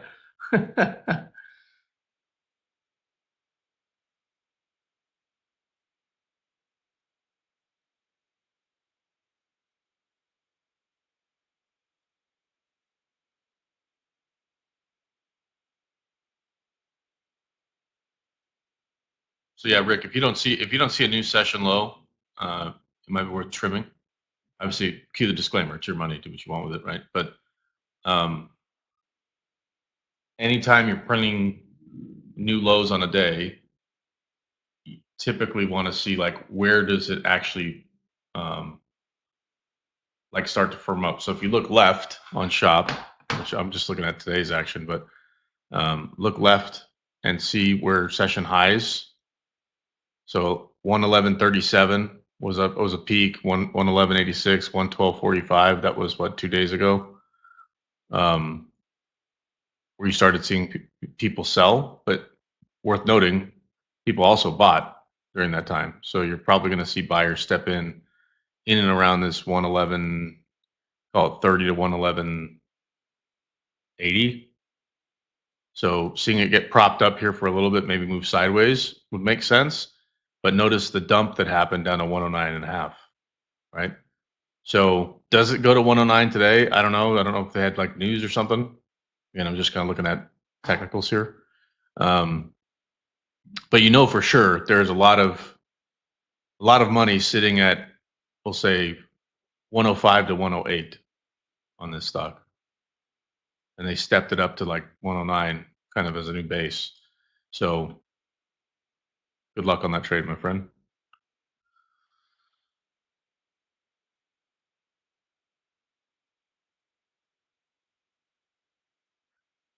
I'm very tempted to start building a short position in Microsoft. The trouble there is, um, I don't want to watch it on Friday. You know what I mean? But I do feel pretty strongly. I think the Qs will probably see from its previous high this week. What was it, like 511 and change? We'll probably see a 5 to 6% pullback by the end of the year. In fact, where would that put us? I'm curious. Give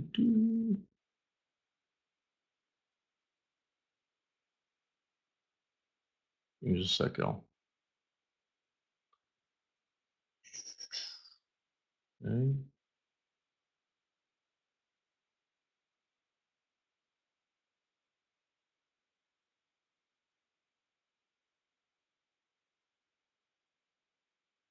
Yeah, so 6% pullback will put us right around 480 on the Qs. I think that's very, very possible by the end of the year. So I'm not saying it's going to happen, tomorrow, but in order for that to happen, you'll have to see some of these companies soften up a little bit, like we're seeing in Meta, right? We knew 577. We talked about that yesterday.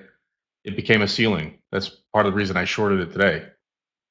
I saw it try to attempt that 577 even pre-market. Couldn't happen. There was people there selling. So I took an opportunity, shorted it, boom. Obviously, if it moved above 577, I'm out of there, right?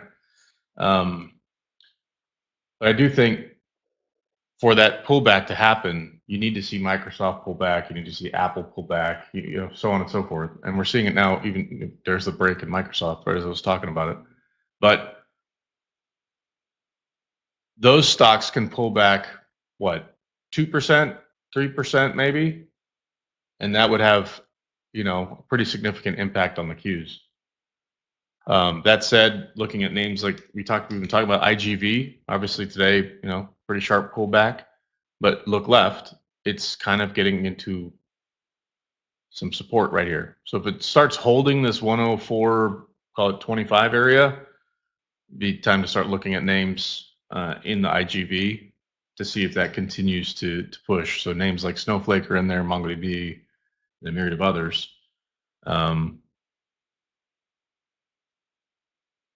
Awesome, Rick. Oh, what a blessing that is, my friend. Awesome.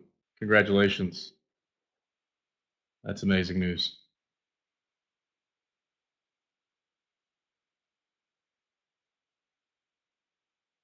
Oh, that's sweet.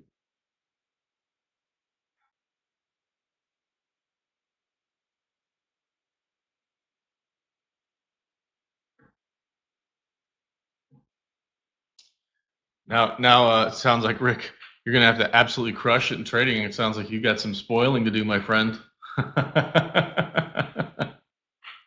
That's awesome, man. Congrats.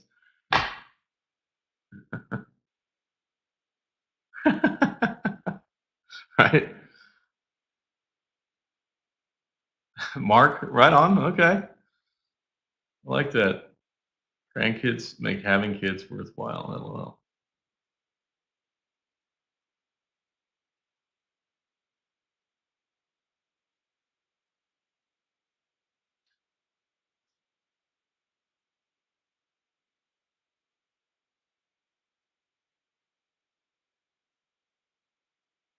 So I have a fun one.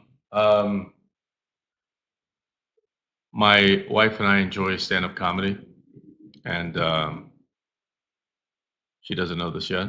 But for Christmas, we always do. We buy each other a trip. That's kind of the deal. So we don't tell each other about it, like where we're going, etc. So it's always fun because it's like, hey, we know for sure we're going to be able to go on a vacation for Christmas, not on Christmas, but a trip that'll be planned. Um, we haven't had any trouble with like date conflicts thus far. I always worry about like, hey, what if we book the same week? That could be problematic. But so for sure, we're gonna get 2 vacations out of Christmas this year. But I also got us some tickets to see a stand-up comedian for Christmas. So I'm pretty excited about that. And yeah, just thoughtful gifts. It's easy to buy. She's got all the dang purses she needs, shoes. She always, at this point, she just buys whatever she wants on that stuff. But we are trying to do our best to travel more and spend money on experiences. One of those are actually we're doing that tonight, date night. So we have going to a new restaurant that opened up, nice Michelin star restaurant, and we're going to be sitting at the chef's table. So I'm pretty excited about that. If I had known how great grandkids would be, I would have skipped the kids. Rick.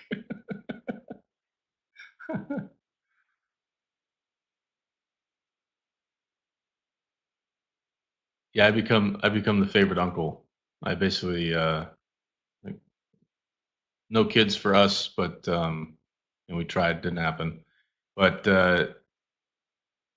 you know, plenty of kids in the family.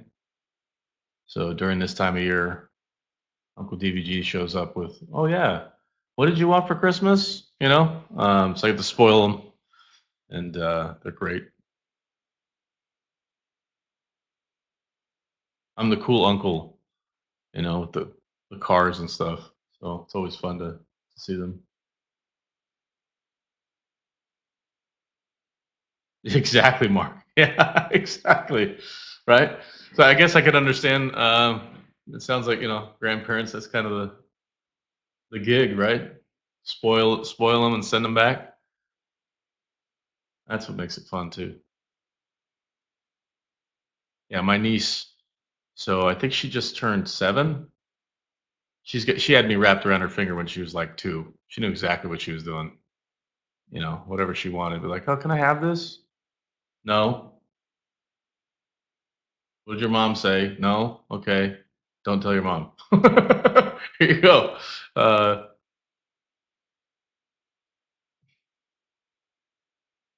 Parents deal with the ill payback time. Oh dang, Mark. Sounds like you got good kids though. You're able to do that. You know what? I like coin to the downside now. MSTR breaking down as well. Do I dare? Do I hit it? What do you guys think? Quick poll. It's got to happen soon. Coin short? Yay or nay? What do you guys think? I think I might take it here. Let's keep an eye on it. 306. Let's see.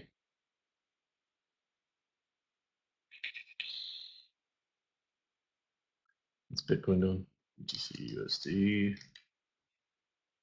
Nah, I can't do it. Look at Bitcoin. Look at Bitcoin futures up at 95,830, pushing higher. Coin and MSTR rolling over. So it's disjointed at the moment. There's not a correlation there.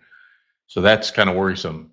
You know, Bitcoin futures are moving higher, and coin and MSTR are moving lower. Again, I still think people have a misconception of MSTR. I definitely think it's overvalued right now, regardless of how much Bitcoin the company owns. But it's definitely not sensible. Like, you're better off just buying the asset, to be honest. Gosh, you hit it. Okay, cool. You know what? I'm gonna join here. Let's call it 306.28. I'm gonna put it out there if it gets it. If it gets me in, great. If not, then fine. It'll be a small position, but I want to see it break the 200 EMA. Okay. I may not even get a fill here. That's too bad. So the 200 EMA is roughly around 304.15-ish. Call it 304. Just round it. You see it break under there, you should see a little bit of a follow through, maybe below 300. Definitely want to see, you know, partial would be around 301 and a half area, maybe 302. But if it were me, I'd want to see a new session low. So right around that 298. You know, it's just tough. Like, you know, had a bunch of winning trades this morning. I took one trade that went against on workday. Granted, it was a small share size. But after that, I was like, all right, well, that ruined my 1,000% batting average for the day. You know, monster trades, Tesla, Meta. Heck, even the Q put options paid pretty handsomely. So no fill for me right now on coin. I think it sounds like Vikas and Scott hit it. Scott, did you hit it or no? Scott B? Look, there it is. There's your break. Perfect. You guys see that setup right there? Vikas, congrats. Look, I love it. Because like, screw this, I'm out of here. I'm getting paid on it. Good for you, man. Right on. Michael P, cool, cool. Isn't that fun? It's gonna break now, guys. 301 doesn't even stand a chance. Watch, it's gonna be a big red drop. Just boom. Panic will kick in. So watch what it does at 300 now. I didn't get my position. I wanted to get a better fill. So I'm canceling it. I'm canceling my coin position just because I don't want it if it bounces up there again. There's a good chance it might run me over. But for those of you who are able to take it, I mean, I was hovering the market button and I'm like, nah, I've got to be disciplined and put in a look at there's a 301.50 break, right? That was a previous session low there. Hits 301.10, bounces slightly. This thing's gone. Watch 300. Goodbye. Look at that. Congrats. Congrats. Because Michael P. Get paid. Good for you guys. I mean, how can you guys not do two things?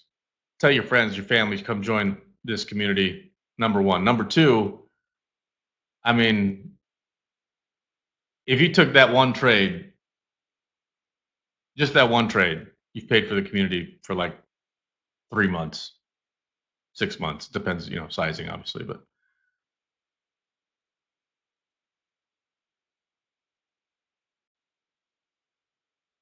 oh no, it's for sure taking out the low of day. It's coming. 100% it's coming. And it's going to be fast too. So like the real question is does it hit the close, yesterday's close, which is right around 293? That's the real question now. What a huge move, guys. In what, 3 minutes? Where's Mark at? Hopefully he took it. Oh man, I really like that setup. And for those who are like, hey, why didn't you short it? Whatever. You guys heard the reason why, but I was watching everything. The price action, the setup is pretty sloppy today, but seeing it not be able to, bounce really hard off the view up to the upside over like that 310 level. Looking at the level 2, it kind of told me everything I needed to know. There's that break session low. Look at that.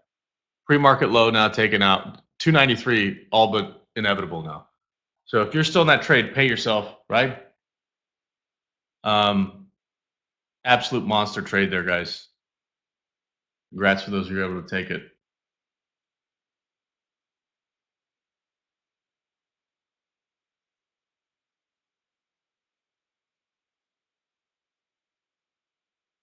Michael P.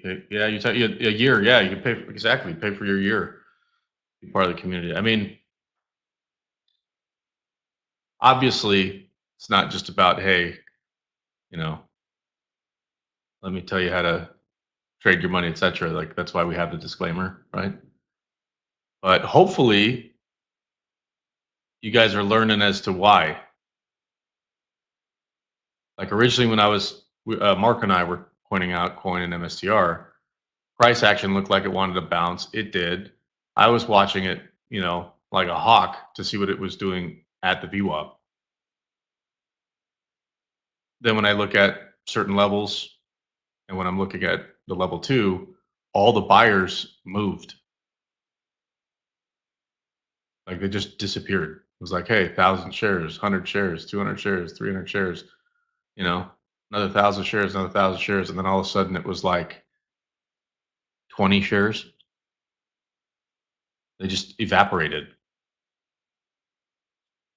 So usually when you see that, it means price is going to move down. Because for people that want to get out of their position, now they have to sell it way cheaper.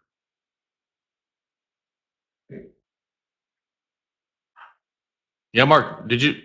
Yeah, we were doing a play-by-play right there to short it. Vikas took it. Michael P took it. Scott V, he said no, he chickened out. But I was trying to get a better fill, and I missed it. But it was a perfect trade. We, play-by-play walked through that one. All right. Well, it's about 11 o'clock here. Anything you guys want me to take a look at here?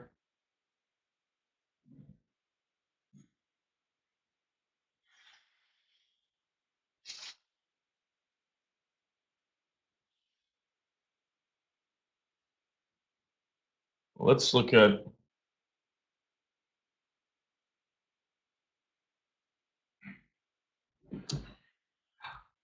something real quick here.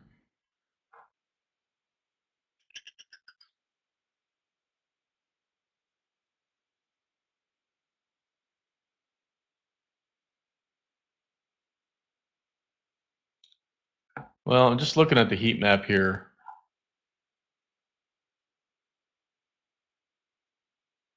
Financials are doing okay, not great. Oil, not bad. Who was asking about that yesterday? Was that Miguel, maybe? I'll definitely be keeping an eye on oil stocks here in the next 3 months.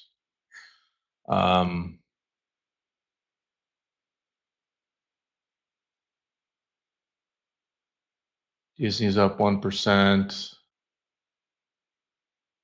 Las Vegas Sands is up 2%. Kind of flat on the rest of these. ConocoPhillips is up 2%. Same with Hess. Huh. Yeah, I'm telling you, I think there's going to be some shift in liquidity. I'm not saying that the tech names are going to, collapse. I think they're going to stabilize as far as from a PE ratio, et cetera. So maybe that's something, if you guys get bored and, maybe want to learn something new, if you don't already know it, I would highly recommend get a better understanding of fundamental analysis if you don't already know. That means like really understanding the accounting aspect of companies. So find a few names that you either really like as a company, or B, like enjoy trading. But I have a really strong feeling fundamentals are going to become in vogue, we'll say, here very soon. Just because a lot of what we saw, I think, in the last couple of years, inflation, et cetera, like moves markets higher and what have you. But now people are going, well, is Meta really worth that much money? Is Amazon really worth that much money? So naturally, we're going to see, some winners and losers in that space. I think Amazon's got a real good shot at, finally getting some love long term. Obviously, we'll see what it does during the holiday season.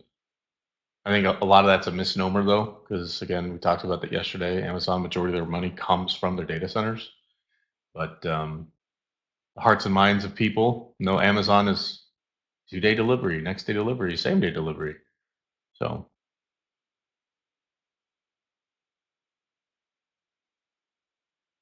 sector rotation, like you talked already for a few days. Yeah.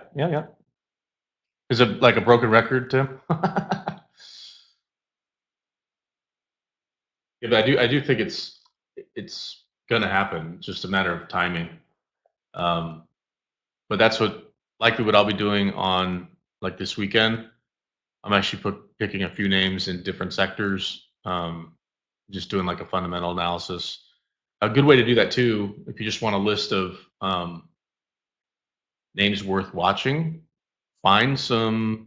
I look up a PE ratio for certain stocks, like ideally like the lowest PE ratio stocks that exist, and then find the ones that are in the IGV,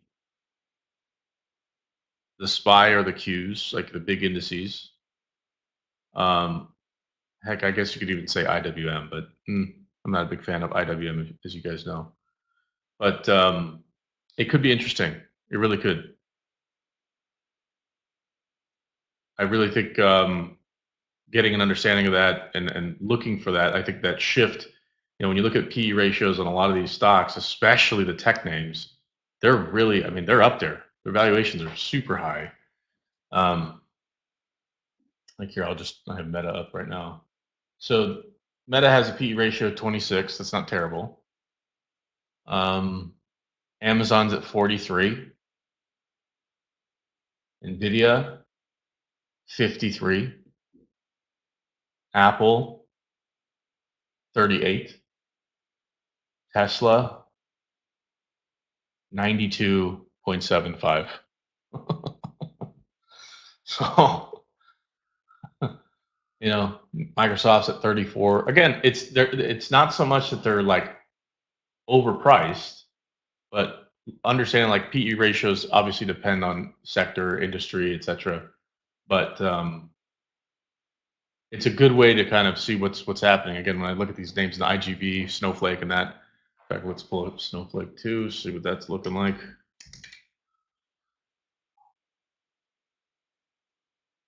All right, for some reason I'm not seeing it right now, but you know,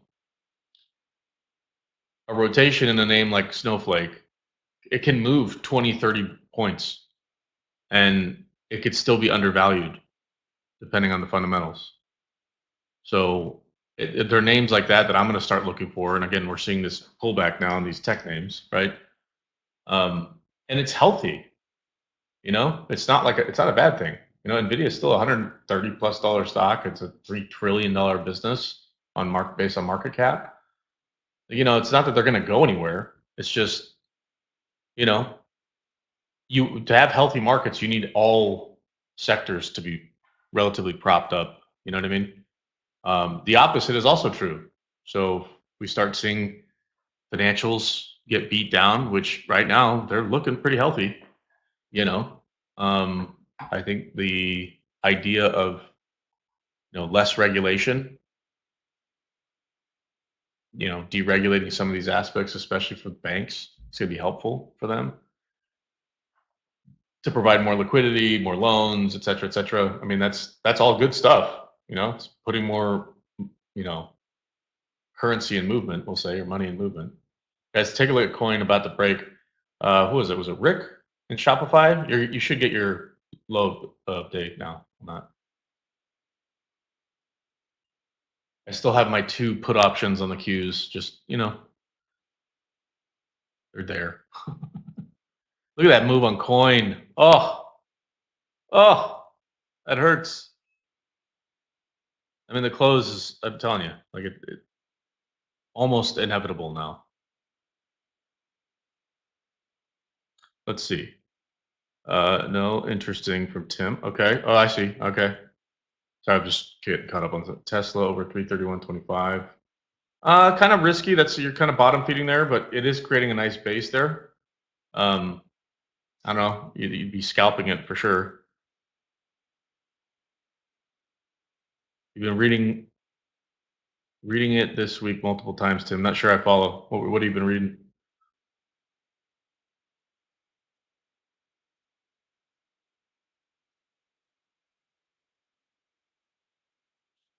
You know what name I haven't looked at in a while? AVGO. It's getting slammed today. Wow. Okay. 5 million shares of just selling. Like just down. Wow. Okay. About sector rotation, Tim? Oh, okay, cool. Yeah, again, it is like things that we haven't seen, ironically, this year, and I think obviously there's a lot of other macroeconomic, geopolitical things happening this year that might be slightly different, than the norm. But we missed out on almost all the seasonality that typically comes in markets this season, which is bizarre. And it's not impossible, but it's bizarre. Certain names usually pull back, other names move higher. We didn't see that. I mean, it was just straight bull run. I mean, no stone unturned. Everything just moved higher, pretty much all year. So a great run at that. I just think, at what point does the musical chairs? The music stops at some point, right? But right now, like, gosh, what a healthy stock market. I don't know if it's reflective, frankly, of kind of what's happening, based on the real numbers economically, and I'm seeing unemployment data not looking great. The big one for me is credit card debt. I mean, that's a appalling number. Which is why I think having some of this regulation for banks is going to be helpful, because you're going to need it. You're going to need some liquidity to cover some of those write-offs. And let's face it, most of these banks have the dough to cover majority of these write-offs.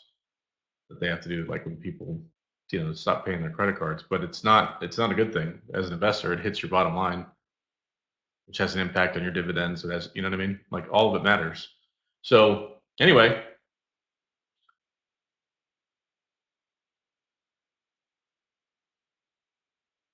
right on. Yeah. So Tim, again, some of this stuff, I always say cue the disclaimer because it's just an opinion. You know, um, I knew this a while, and sometimes I'm right. Sometimes, but I'm definitely I've been wrong plenty of times. But this is just one of those things. Like when I see, for example, something that I'm getting more like long term, starting to build a position is in wheat, WEAT. It's actually an ETF. I don't dare trade the futures on wheat, but it's kind of my exposure there. It's pretty cheap, but I think with rising conflicts, buying it for $4, if it spikes to like $8, I'll be happy.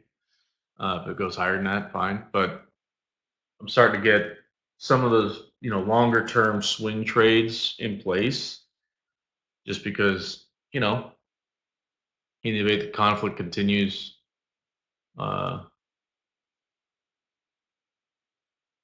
I think wheat's going to get more expensive. Still like Microsoft short here, guys. He's going to break 5 or 420 probably. I won't take it, but it still looks like a pretty good trade. Good setup there. Breaking low of day. Talked about it at 425. Nah. Coulda, shoulda, woulda, right? Let's see. Just tricked you big time. It's looking for the big drop. It spiked higher. Ouch. Yeah, I hear you.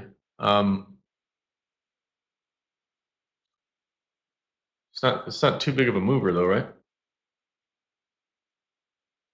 Kind of range bound a little bit. So your call. It's obviously risk management now. If you hopefully you took your partial, got paid on it. Take some of that risk off the table.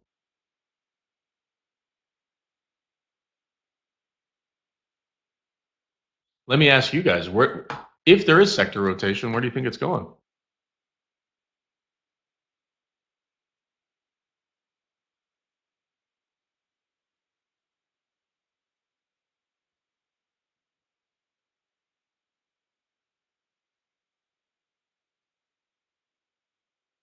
I see the wheels turning here on Mark and Michael. Let's see, energy, financial, and industrials. Okay. Yeah.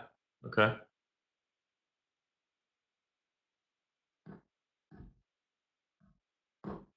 The one that I'm fearing, I'll share here in a moment. I'm going to get Michael's perspective here. Looks like he was typing.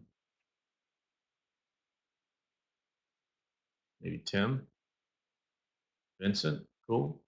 By the way, I just see like a little icon next to your name that kind of shows that you might be typing. Vincent, you're thinking energy. Okay. And no wrong answers, by the way. I'll tell you what I'm fearing is if we start seeing money move to like out of equities and into bonds.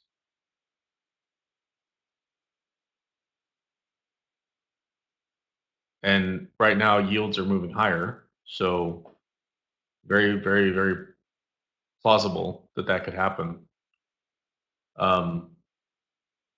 As traders, we don't want that.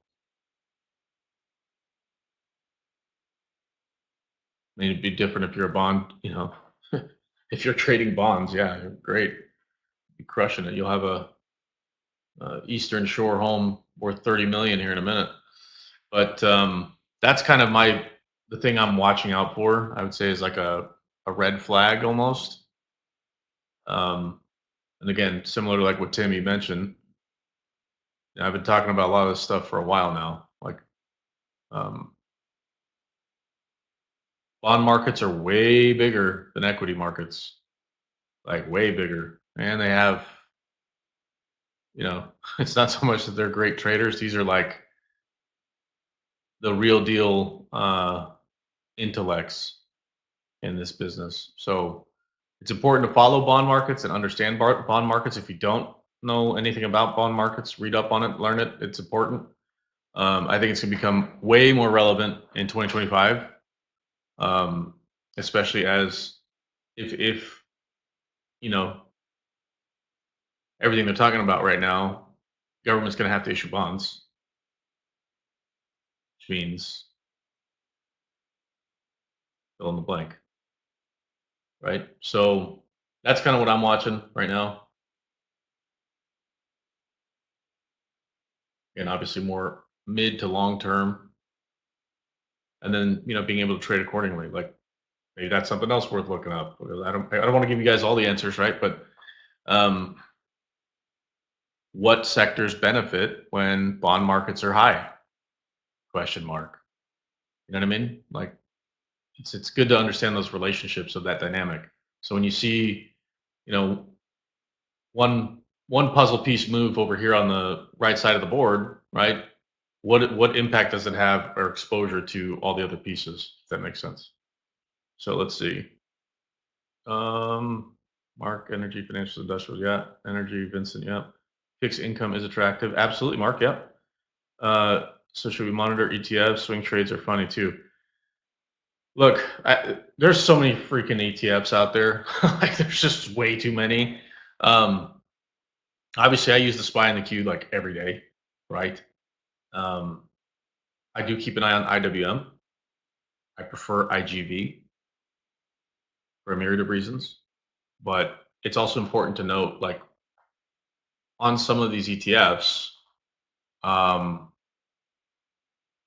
what names are in them and what weight do they carry? We talked about the Qs, and I'll post it again. I know you guys have probably heard me talk about this at nauseum, but this is like when I say, hey, treat it like a business, learn. This is the kind of stuff. So hopefully it's helpful. Again, don't want to give all the answers, right, per se. Just posted a link here, but this is the kind of stuff where if you look at the prospectus on all the ETFs, not all of them look exactly like this link, right? But if you scroll down, you can see the top 10 names hold 50%, almost 51% of the weight in the Qs are from 10 companies. So it's important to watch those 10 companies if you're paying attention to the Qs, for example. Well, if you're looking at, let's say, IWM, or you're looking at IGV, or you're looking at, obviously there's different ETFs for like gold and whatever. That's another thing. I'm watching gold. If gold prices start to move higher and continue to move higher, they've blown, all-time highs out of the water. But to me, it's telling me a story that big money is getting defensive. So bond markets going up, more money pouring in, yields moving higher, protecting their assets, right? Moving to a different asset class.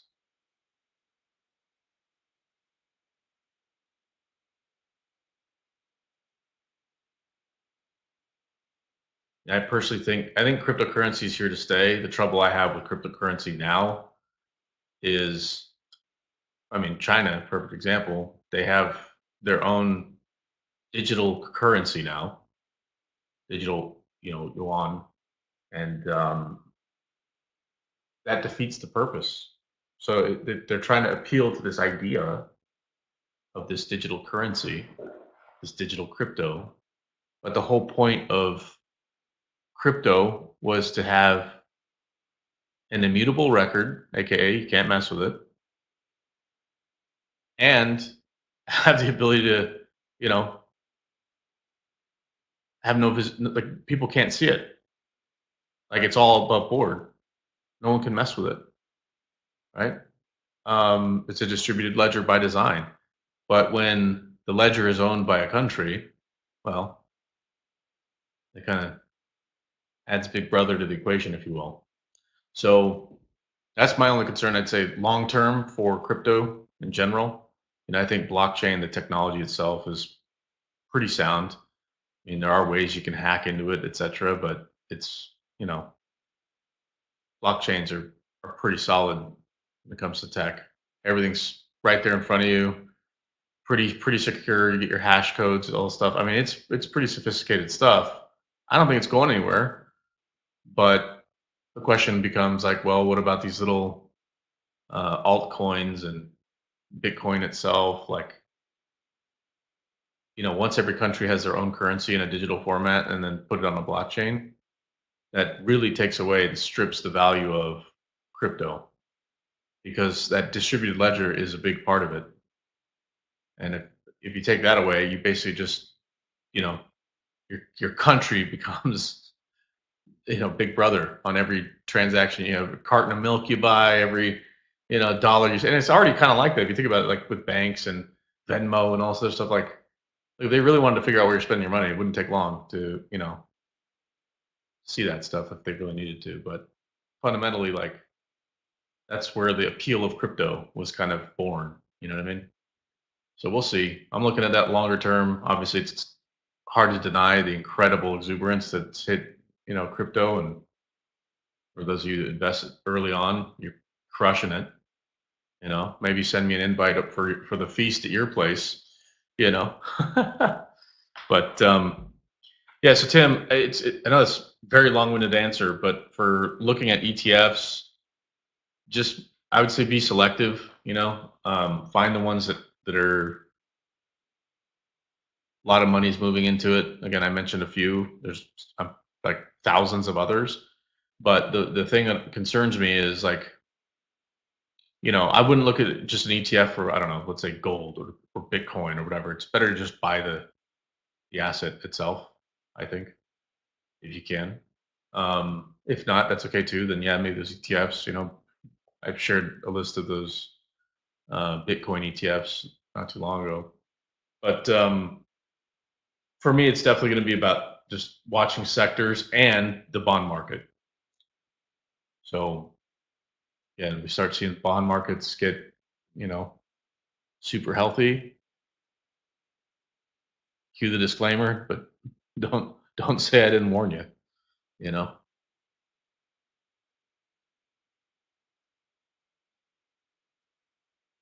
that help at all? Anybody? This is the kind of stuff though too. Like I asked, for the feedback, right? Like right now, I'm not looking at putting a trade on at the moment, but I am watching markets. So I'm watching what Nvidia is doing. I'm watching what Microsoft's doing. I'm looking at Meta, Amazon, Coin, MSCR. I have Shop up because who was that? Rick was in the trade.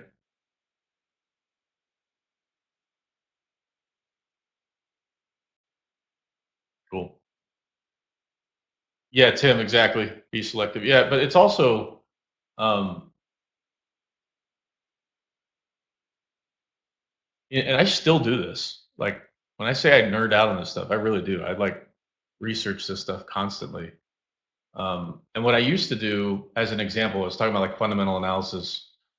So I took, I really like the tech sector, and so I understand a lot of that technology. I came from that space, like professionally.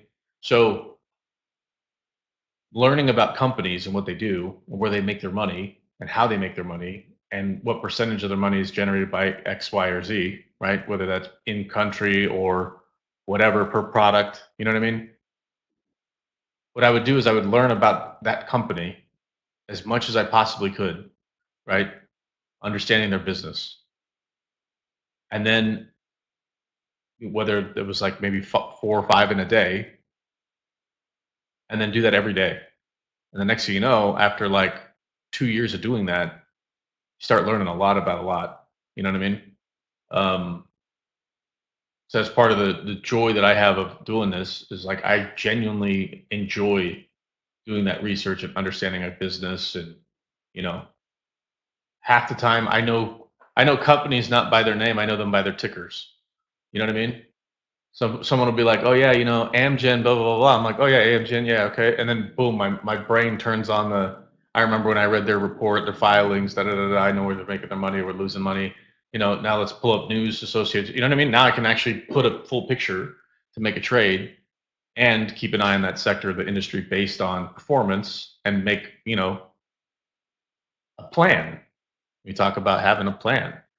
And it's important to do that. Like, it's one thing if you just want to show up and go, oh yeah, look, Apple's moving higher, let's buy some, right? Okay, I get it. That makes it super easy, transactional, but also risky because you might get it right 3 times, but that one time you don't can really hurt you if you're not focused on the psychology of trading, focused on discipline, focused on a plan, focused on a journal, focused on sizing, there's so many things to this business that if you treat it like a business, we talk about it all the time, not to sound like a broken record, but I really, really want, in a perfect world, everyone to kind of share the passion I have for this business. But I get it.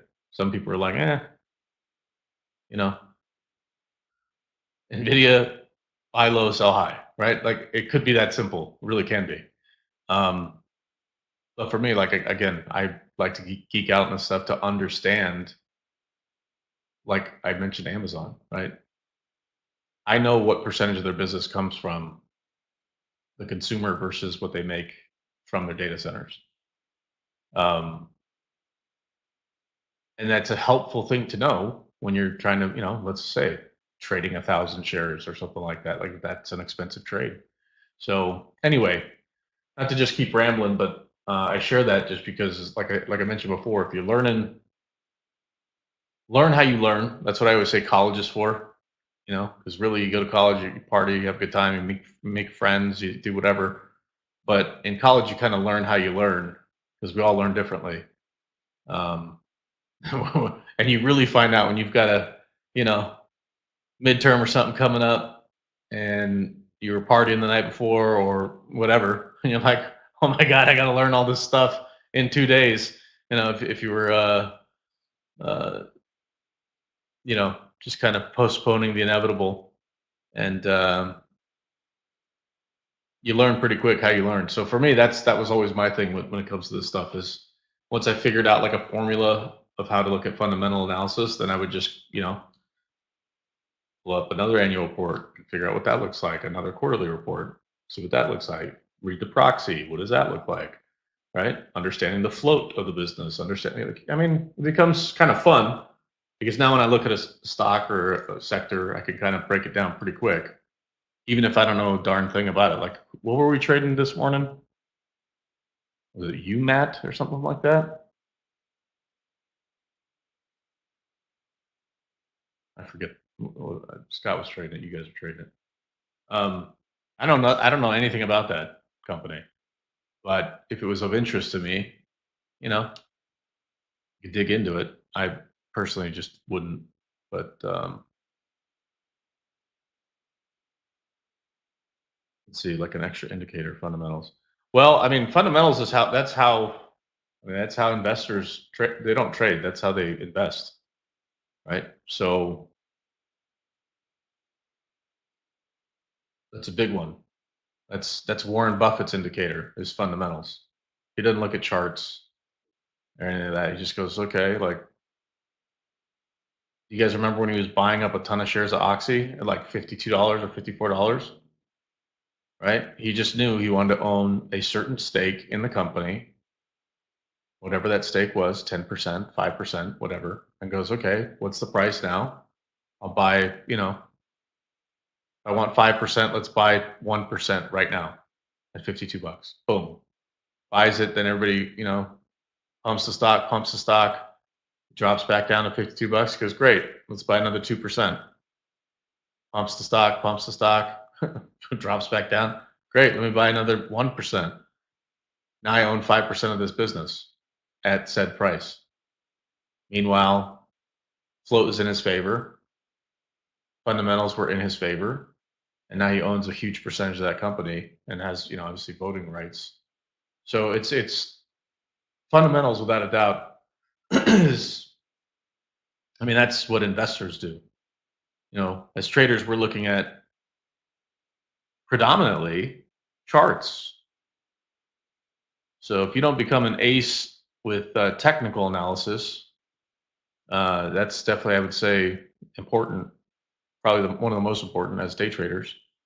But if you don't understand fundamentals, like this business can get really difficult really fast, especially when you're going to earnings and you hear people talk about EBITDA and you're talking about, you know, cash flow issues, forward guidance, all this stuff.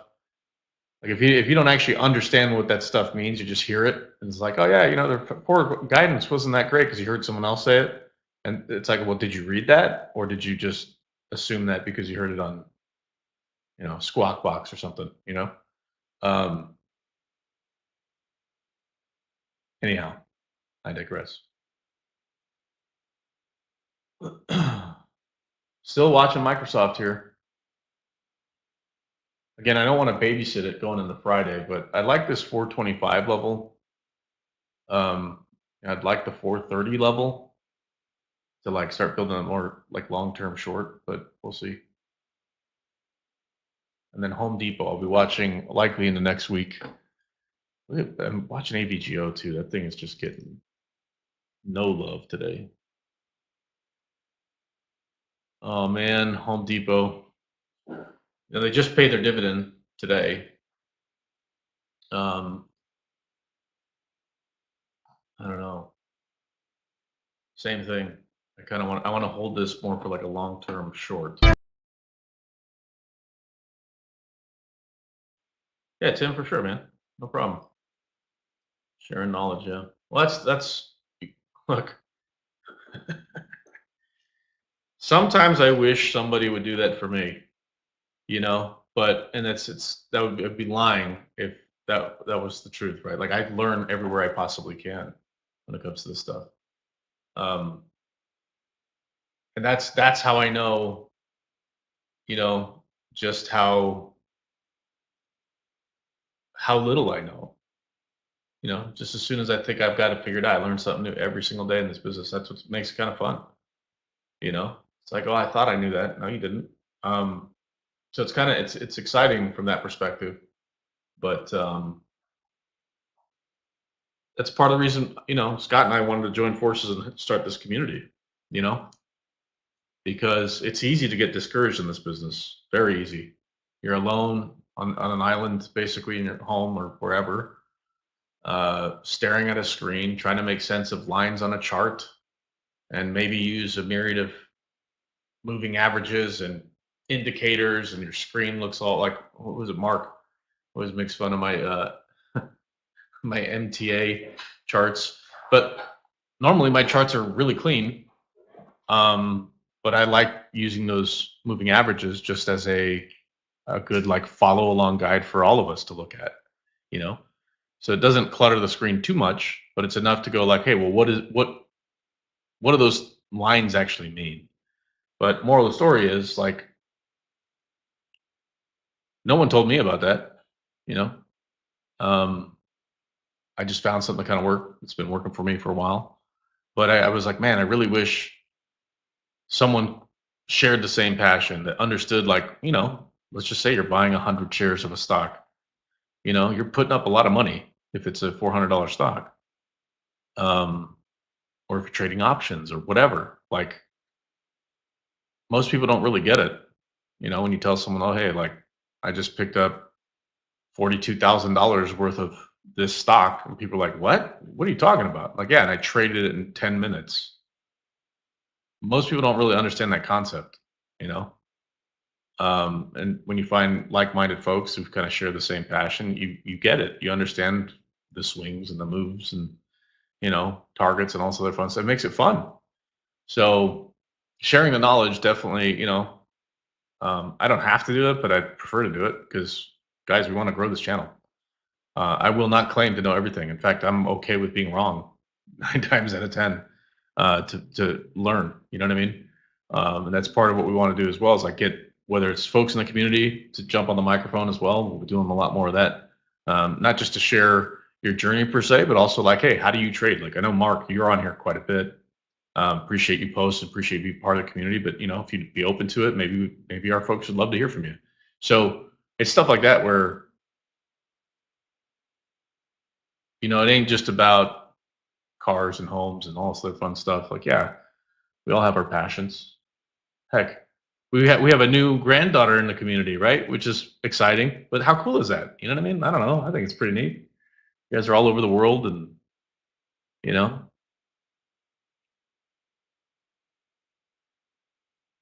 we're gonna be in Spain. That's the trip I'm buying this year, by the way. So we'll be in Spain right around April or May. That's the plan as it stands. So any of you guys out in Spain or nearby, let me know. It'd be great to hang. All right, guys, we're approaching noon. I was doing my best to hang on a little bit longer. I know we've had some folks asking, like, "Hey, do you mind staying till 11:30 or 12?" Or sometimes it's difficult because, like, my day was over. I don't know, an hour ago, maybe.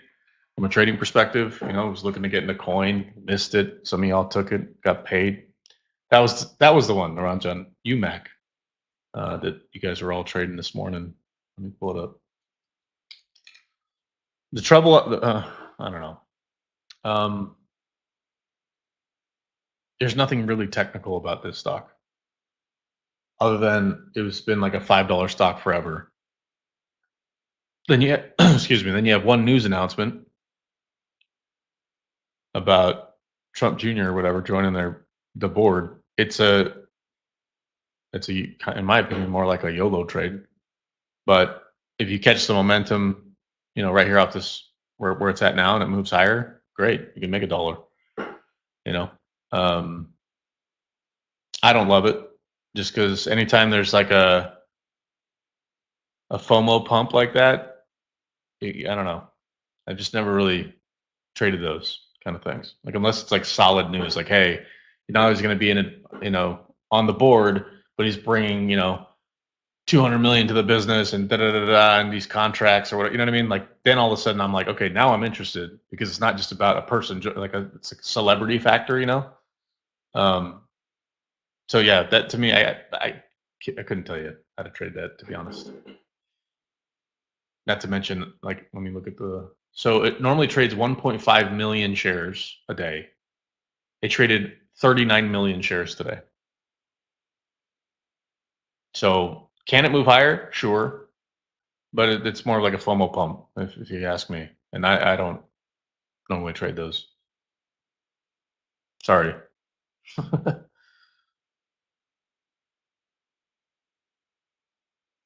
Heck yeah, Miguel. You know what? I love that you said that. I love that you said that. If you hang around 4 successful traders, there's a big possibility that you're going to be number 5.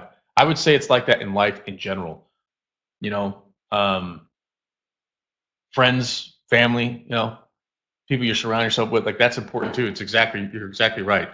You hang out with 4 millionaires, good chance you're going to be the 5th one. You know what I mean? I love that. It's very, very accurate. You know what I mean? And unfortunately, the opposite's true, right? If you're hanging out with, let's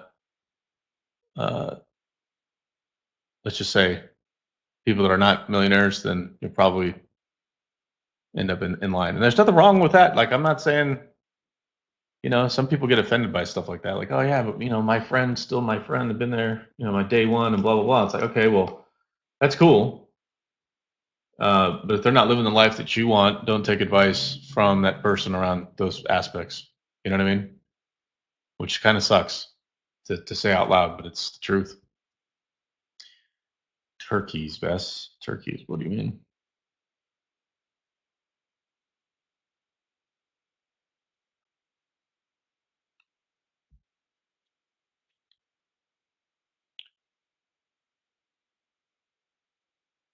Coin should go to the close. Should. Maybe people start slapping it around here at this 300 level, but after that big break to 296.50, that should go to the close and at least try it out. No guarantees, obviously, but probability went up once it broke that 200 EMA.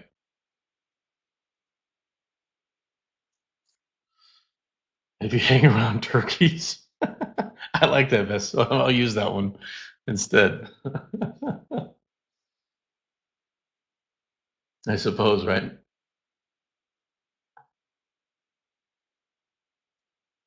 What was that old saying? It was like, if it walks like a duck, talks like a duck, it's a duck, or something like that.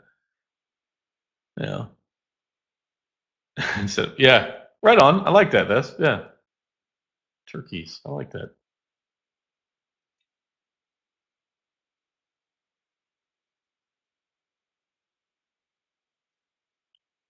It's not always easy to, I'd say, hang out until this time of day, right? Like, especially part of the joy of this business is make your money and go.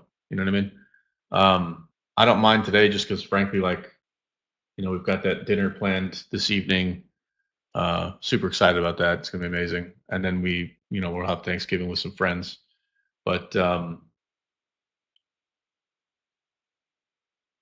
if anything, just showing my appreciation. I really thank each and every one of you. I say that every day, and I know it seems like a cliche, but I really am. I'm truly grateful for this community, for the opportunity to trade alongside each of you. And you know, if it's providing value, that's why we're here. If it's not, then guess what? We can all trade on our own. But it seems like we're doing something right now, right? And we're trying to grow this thing.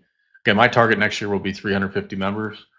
Um, Maybe we could bring on a couple more analysts to join. We'll see. But it's going to take a push for us. Like, the question becomes, like, do you want it? Um, and feedback helps, right? Good, bad, or not. Like, sometimes people just will say something to be rude, and we're trying to be selective on who joins the community, because we'll have a pretty low tolerance for that. Like, look, I'm not doing this. I'm not doing this to make money off of you guys. Really, I mean, that would be a nice aspect. Like, okay, cool. Like, maybe from the community, I'm able to, I don't know, buy another monitor or something. Like, you know what I mean? It's not like we're getting rich over here, but um, it helps, right? It helps us know that we're doing something that's valuable, and yeah, kind of helps put a smile on my face, at least, like, knowing that maybe we grow this thing to 350, and we have a bunch of cool traders, like many of you, right? Um,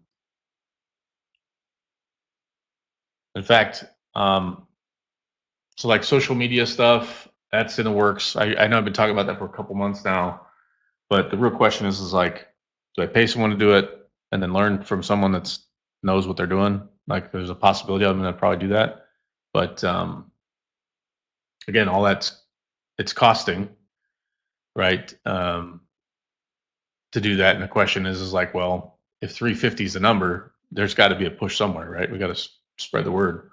Um, the question then becomes, though, like, is everyone going to be as cool as all of you? You guys are all phenomenal.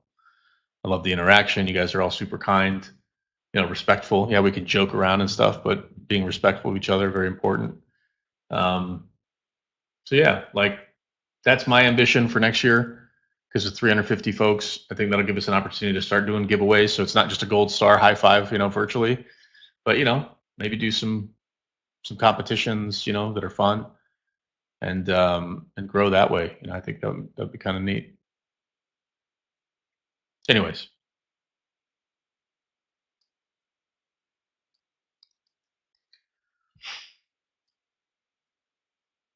yeah. So even Scott and I were still working on, like, the replatforming.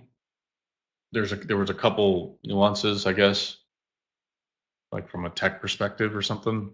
So Scott's getting that sorted out. Once we get that done, we'll probably just do a cutover. It's a lot more convenient. So, like, as an example, one of the things I really liked is, Scott and I, we trade different styles, right? Like, oftentimes how we look at markets, so, we'll kind of be aligned on many things, but how we trade could be different. And so, let's say if you like how Scott's trading and you like to see his screens and your setup is similar to his, great. Like, you can see his screen. Um, but if you're like, hey, I want to see DVG screen, like, you have the ability to kind of flip between the two different screens, or even watch them side by side. I think that was an option too, is a side by side one. So stuff like that is just kind of nice. You know what I mean? But at the end of the day, like, obviously, I'm sure there'll be small learning curve there as well, but it's still exciting.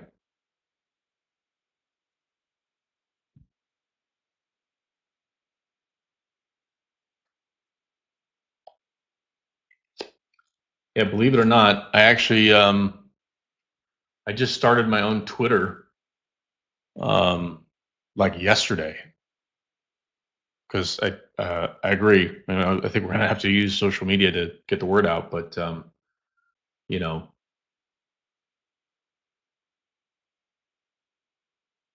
we'll do it though. That's my goal, and I'm sticking to it. 350 by next year. And for all of you guys that have been here from the beginning, don't you worry. If we grow to that size, I'm going to push and fight like crazy to see if we can all do a get together in person somewhere. That would be amazing, wouldn't it?